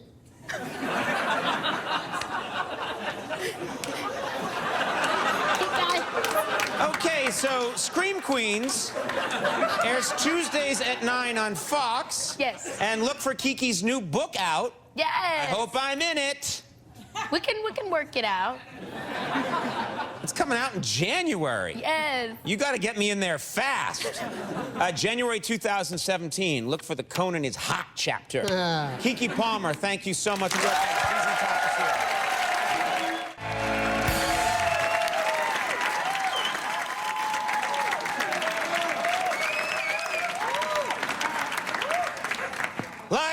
hits from around the world is the brand new album from my next guest, who will be appearing tomorrow night at the Greek Theater right here in Los Angeles.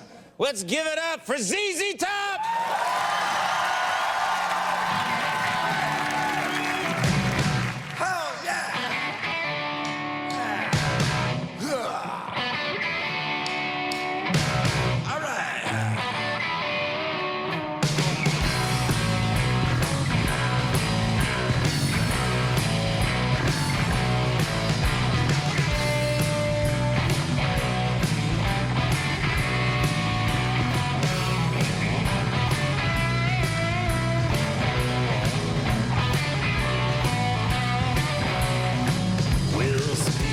A man is made out of mud. A poor man's made out of muscle and blood. Muscle and blood and skin and bones. A mind that's weak and a back that's strong. You know, 16 tons. What do you get? Another day older and a deeper debt. Say, Peter, don't you call me, 'cause I can't go. I owe my soul to the company store.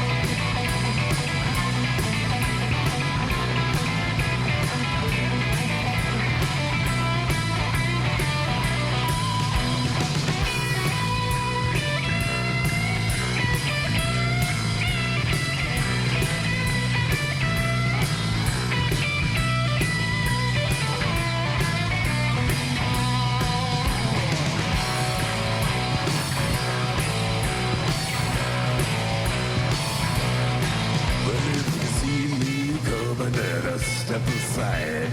A lot of men didn't and a lot of men died. One fist of iron and the other was steel. If the right don't get you, then the left one will. You know, 16 tons. What do you get? Another day older and a deeper debt. Say, Peter, don't you call me, 'cause I can't go. I owe my soul to the company store.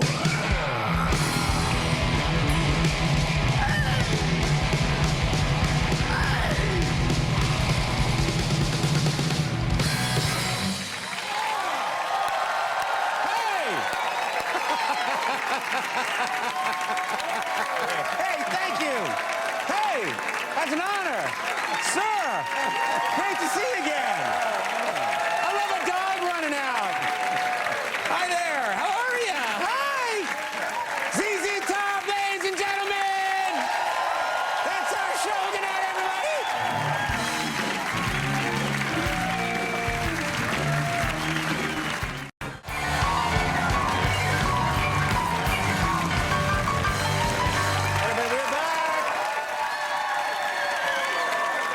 My guests tonight are comedy superstars who are doing stand-up together in their Here Comes the Funny tour. Please welcome Adam Sandler, David Spade, Nick Swartzen, Norm MacDonald, and Rob Schneider.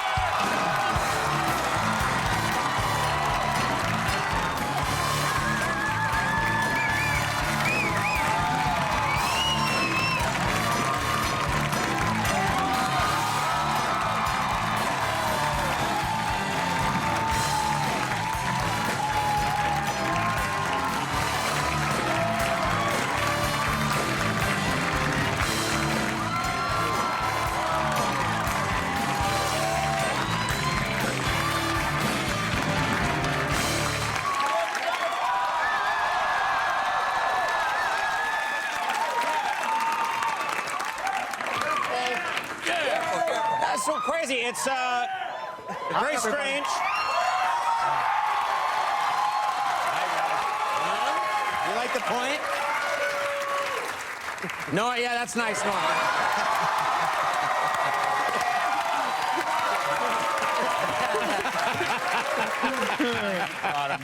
The Norm and Friends tour. Yeah, this is interesting. This is the most comedians I've ever had on at one time. Yeah. Not sure how this is going to work, but we're going to get through it. We're going to get through it, see? Yeah, sure. Now, first of all, Adam, I got to talk to you. You've been working with all these guys. You've been working with Norm probably... You've been working for him with him for a long time. Yeah, right? we all have been. We all know each other as long, forever. Me and Spade and Schneider used to live right across the street from each other since we're like 20 years old or something. Right. There you go. And Swartzen we don't know that well, but we got.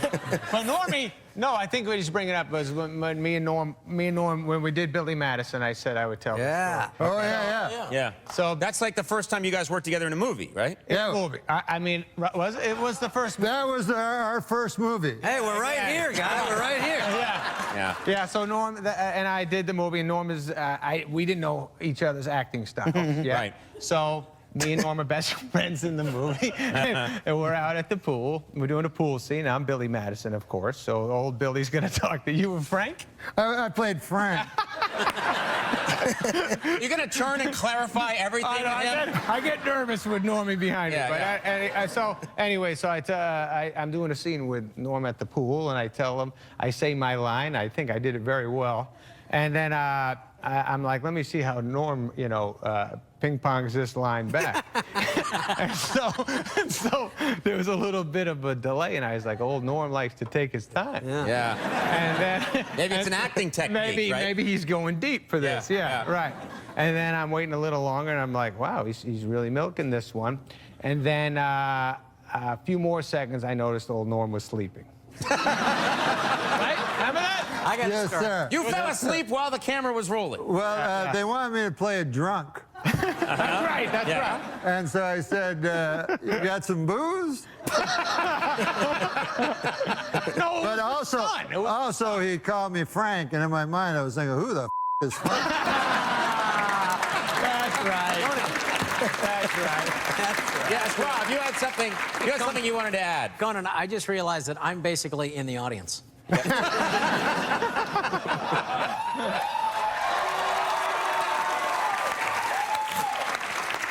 Now, David, let me ask you something. I understand that on this Here Comes the Funny tour, there's a group chat that you guys have engaged in. How's that going? Well, obviously we all just make fun of each other, and Rob got a good one in on Adam, because Adam is not off limits. He really pretends to be one of the guys. And he says, hey, I'm fair game.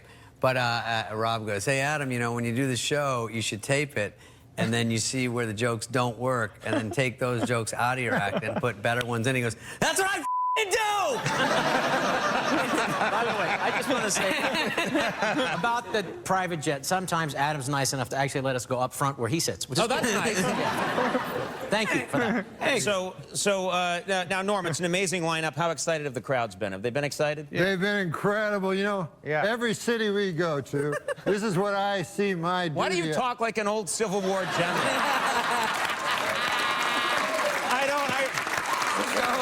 Why? We're gonna take that ridge, I tell you. We're gonna get on our horses, see, and go up that ridge. And we're gonna drive those Yankees all the way back to Boston. I just think a comedy engine that powerful takes some time to rev up. That's right, Eddie. Tell us about those crowds you've been seeing, Norm. Well, during the day, I hit the streets with a sandwich board and try to get people out. And I was in Denver, Colorado. Yeah. Denver, sure. And the guy says, you're doing a show here. I said, yeah, where? The big auditorium. He goes, how do you get to play the big auditorium? I said, I'll tell you, it's not just me. It's David Spade will be there, and Nick Swartzen, too. Well, by God, the fella said, from the Sandler movies, they're fantastic. I'd pay anything. It's just I don't have much money. I'm down on my luck. I says, I can get you tickets. I can get you tickets, sir. He goes, it'd be a dream of a lifetime. I said, well, if you think that's a dream, wait till you hear this. Adam Sandler will be there himself.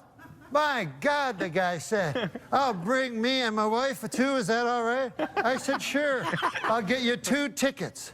He says, what time's the show? I said, it's at 8 o'clock. I said, also, Rob Schneider's there. He said, 8 o'clock's not good, that's when the news is on. Let me just say, just say, I think it was a bathroom break in the middle of that joke. Yeah. Also, no, it's my job on tour. Let me just say this: is to introduce all these wonderful comics, he's a great and to make sure to find wherever Norm has run off to. Yeah. Now, Norm, you have a theory, apparently, that it's very famous for difficult people to bomb on It's stage. very famous for difficult people to bomb. What are you, on acid? Sorry, I'm channeling your old Bob Dole character. You've said it's very difficult for famous people to bomb. That's what I meant to say. You're actually more articulate when you're not reading off a blue card. I lost the will to live along. But you know what I just realized? You should be sitting in the background of every show on television, just spouting shit the whole time. David Spade and I have had a hell of a time. Well, he's been a good man to me, I'll tell you that. When we get home at night, we all get to this hotel, and then when we walk up, me and Norm are on the same floor, and then separate from Adam, and then we go up, and then Norm goes, "Hey, want to cruise in for a while?" But I'm sort of the biggest puss in the tour. I always go to bed early. I go, "Nah, I'm gonna crash, and probably take a bath, just crash." He goes, "You can take one here, and we get some food." I'm like, "No thanks, Cosby. I'm just gonna." And he goes, "Nah, come on in." He goes, "We'll order food. We'll have some fun. We'll talk, play games." I go, "I wish a chick would ever do this in my life." So I go, "Nah." I go, "I'm just gonna cruise." He goes, "All right." And then the next day he goes, he's with everyone. He goes, "Last night, Spade, I ordered all this food for him, and he blows me off." I go, I told you I didn't want to eat food." He goes, "Oh, okay, this guy thinks I'm made of money. I'm not getting paid shit on this." Yeah, we all have a Norm impression. My favorite is that we were in Colorado at the same time. Yeah. Hey, you got legal marijuana here. Yeah, and it's not like California where you need like a marijuana license. You know, you gotta have a reason for medical marijuana, like Tuesdays make me sad. What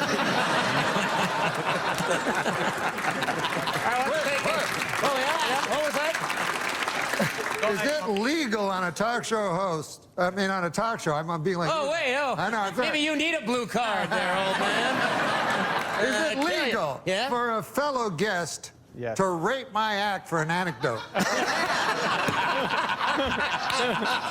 You tell us, Cosby. We haven't heard from Nick Swartzen. Yes. Yeah, Nick. what about Nick? Nick, what you got? How are you enjoying the tour? My favorite, going back to that text thread, and it was the last show at Mohegan Sun, and we were exhausted, and so we all slept in. And I woke up at 11 a.m., and Norm had texted everybody at 8 a.m. He goes, "It was." And he go, "Hey, anybody want to get breakfast?" And we were all asleep, so we were tired. And we all woke up at like 11, and then I text everybody. I'm like, "Hey, does anybody want to get breakfast?" People were like, yeah, let's go eat. And then Norm got mad at me for like 2 days. He was like, "I had the idea for breakfast." He goes, "You took my idea for breakfast. I thought of that 6 a.m. I thought of that first." That's my idea. Breakfast is from my act. These showbiz folks get up. These showbiz folks get up late. Yeah, all right. I get up early. I get up so early, I wake up the rooster. Okay. We're going to take a little break and sort things out. There's more coming up. Stick around.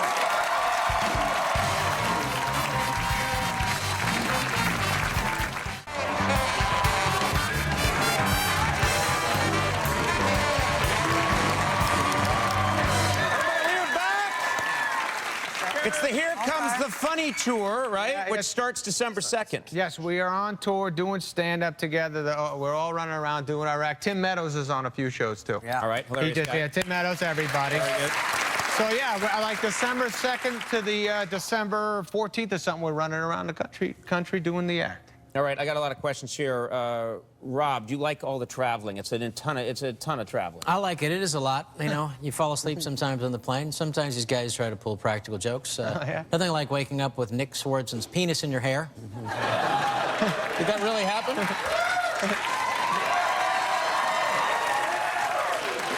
Yeah. How long were you there with the penis on his hair before he woke up? About 4 hours. You know, it's funny, too, because notice who's wearing a hat. Exactly. Protected, yeah. I said, you know, you're looking for Spade. He's 2 seats over. Yeah. That's the only time I ever saw a man sleep with 2 eyes open. You're getting older as the night goes on.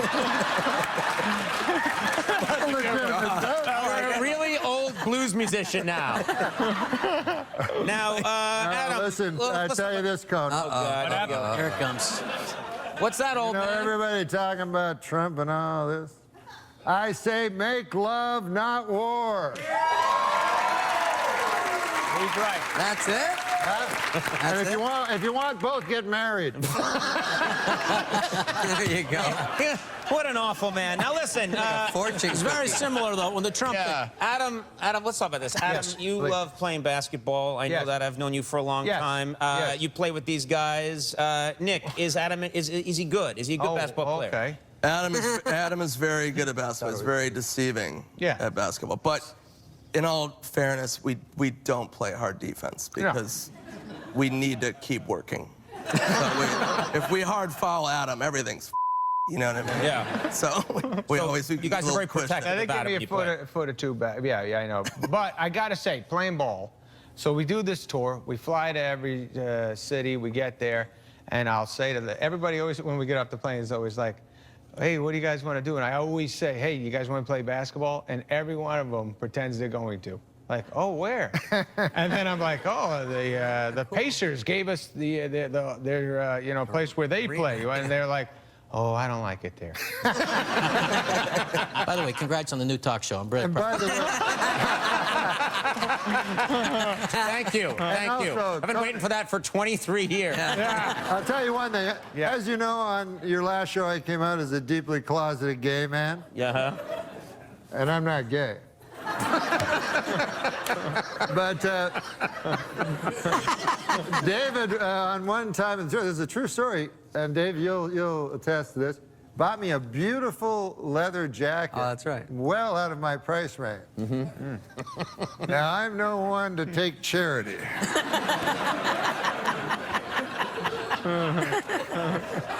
You're doing like a Mark Twain one-man show. All alone in the back.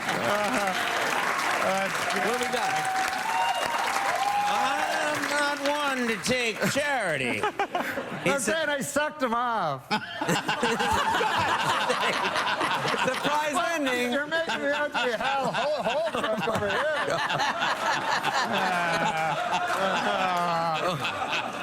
Save some of that None gold of this will for the... air. None of this is going to be on the air. You're going to have to buy this on a cassette that'll be wrapped in brown paper. Lord. Now, In all seriousness, boy. in all seriousness, I knew everybody, Nick least of all. But I've made great friends with Nick, and Adam is the most kind and generous man there is in Hollywood. You are too, Normie. And they've all been very kind to me, and I thank them. Well, Norm, you're awesome. We all love you, Norm. We all love you. Norm. And I just want to say, sometimes This is the part of the night, or it usually happens about this time, when the medication goes off. And it's just Can I say something? Sure. Yeah. Do you remember how exciting it was? Swarty, you weren't there. I'm sorry, but you can jump in anyways. But when Conan got the show. Oh, yeah. How great that was when we were all young boys at Saturday Night Live. We were all young Saturday Night Live guys And together, you were the man, and there was like a big deal, and they gave it to Coney. Everybody went to that. As a matter of fact, I remember the very night, because we were in Mohawk and we watched you, right? That's right. We were in Mohawk with Farley. Yeah, and Farley was there. Yeah. Farley, that night was the first night I ever met Farley. It was your first night on the show. We all sat around and watched you when we were cheering you on, buddy. And Farley, he took me, he never met me before in his life, you know?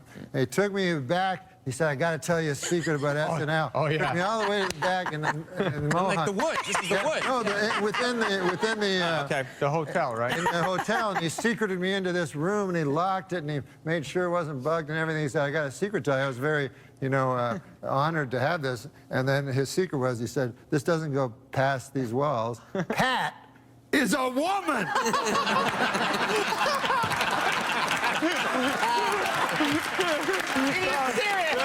good. All right, we're gonna do something. We're gonna take a break from this very strange show. Yeah. But you gotta stick around because when we come back, I have a strong feeling that Mr. Adam Sandler might play us a song.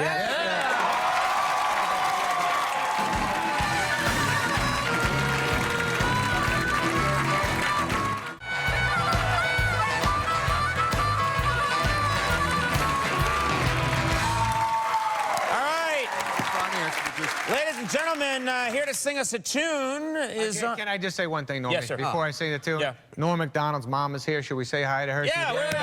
way in the back there. Oh! There she is! Hey! Norm got her last row. Yeah, that's right. All right. And I just want to point out, she's been at every taping of my show for 23 years. She always sits right in the back, so she can get out of here. We get her the best seat. Beat the traffic. That's right. You're gonna sing us a little tune. I'll sing a song. Who wants everybody. this?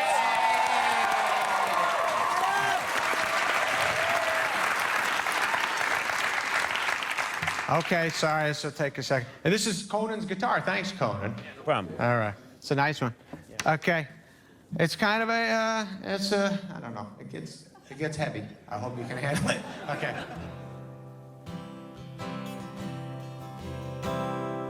My old chair is like a big comfy friend. It's soft and it's fuzzy with a brownish orangey blend. But the padding is gone and I'm sorry to say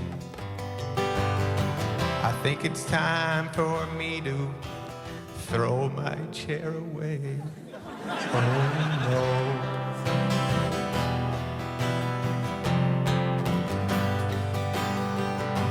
So I sit in you one last time.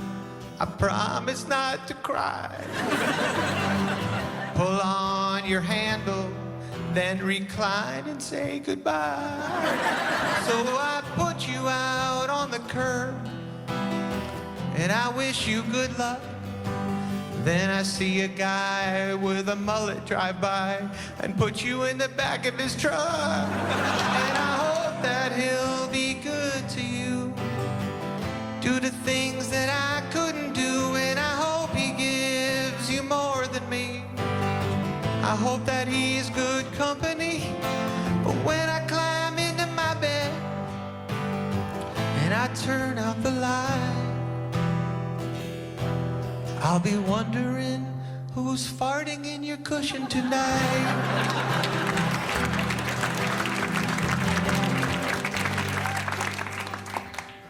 I could always fart on you. Sorry. I could always fart on you. You were always in the mood. Even that one summer when I was eating lots of Indian food. But I miss you more than ever, and I know I'm to blame. I guess I can fart on the couch now, but baby, it's just not the same. And I miss you, baby, oh so much. Your giant buttons and your velvet touch, and I miss you more than anything. The ball pokey of your broken spring. If loving a chair is wrong, I don't want to be right. So I'm wondering who's farting in your cushion tonight.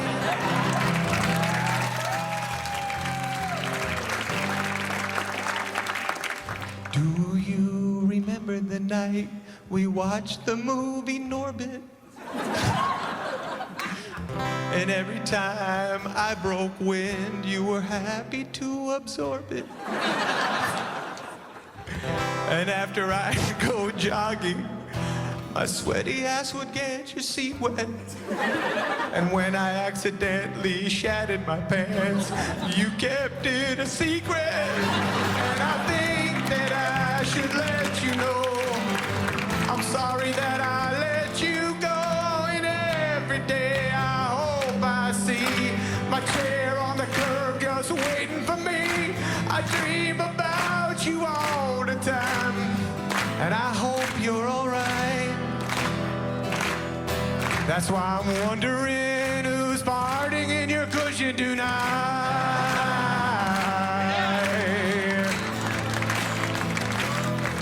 'Cause I wish it was me who was farting in your cushion. Don't I?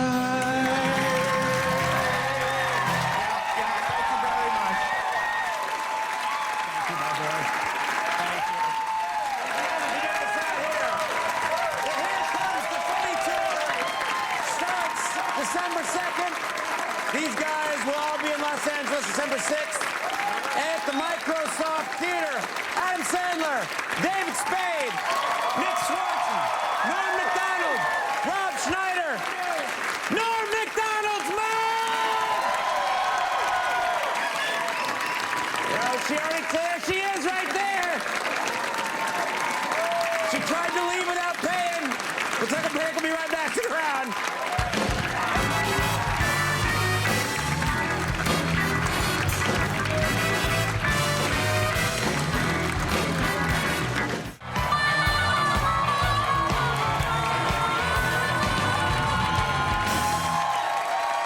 Cool. Ladies and gentlemen, my next guests are fronted by Daveed Diggs, the Tony and Grammy award-winning actor from the smash Broadway hit Hamilton. They're here tonight with a song from their album Splendor and Misery. Please welcome Clipping.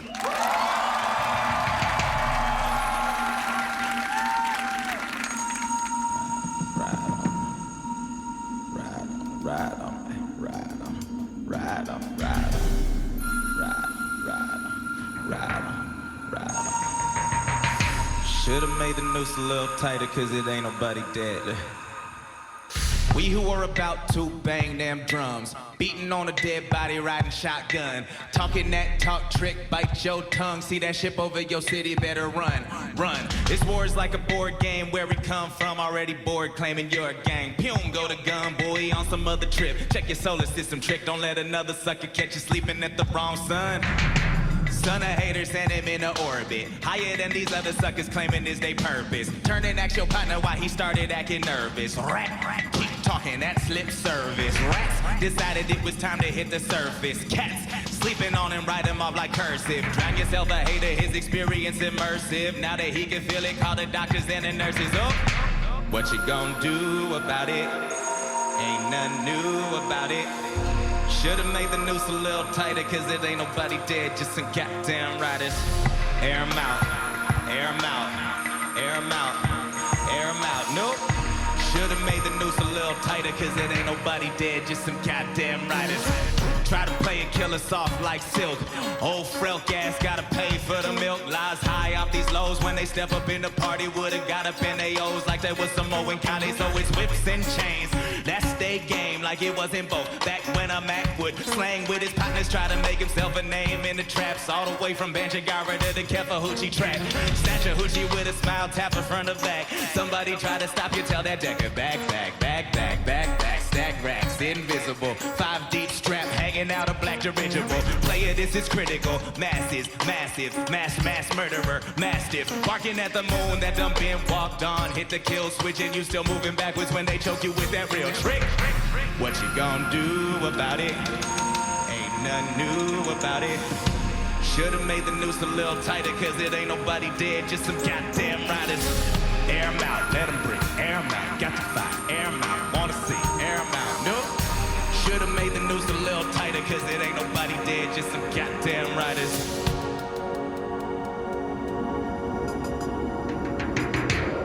Come up off your smooth talk, player this raspy. You're stuck on Morse code, player this ASCII.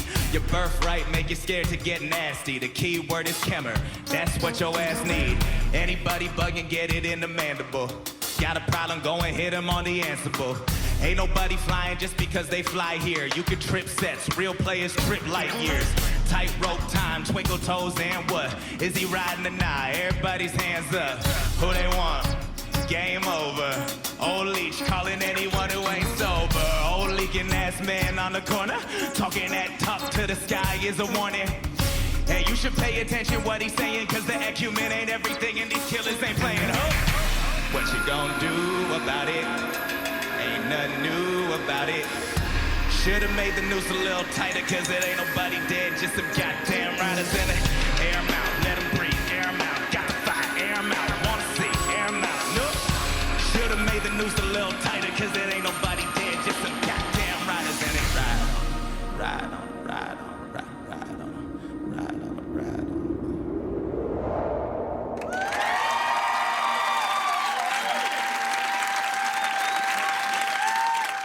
That's our show. Good night, everybody.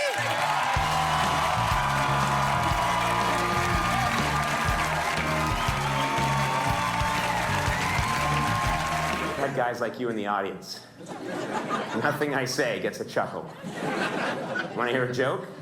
I had a German girlfriend, and she liked to rate my sexual performance on a scale of 1 to 10. I tried anal one night. I thought I was doing pretty well, because she was shouting, 9, 9, 9. See, the idea is 9 means no. So that's why that's funny.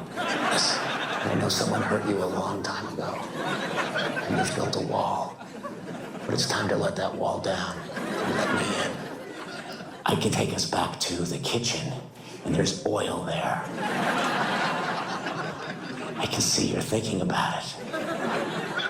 If you're interested in having sex with me, blink once.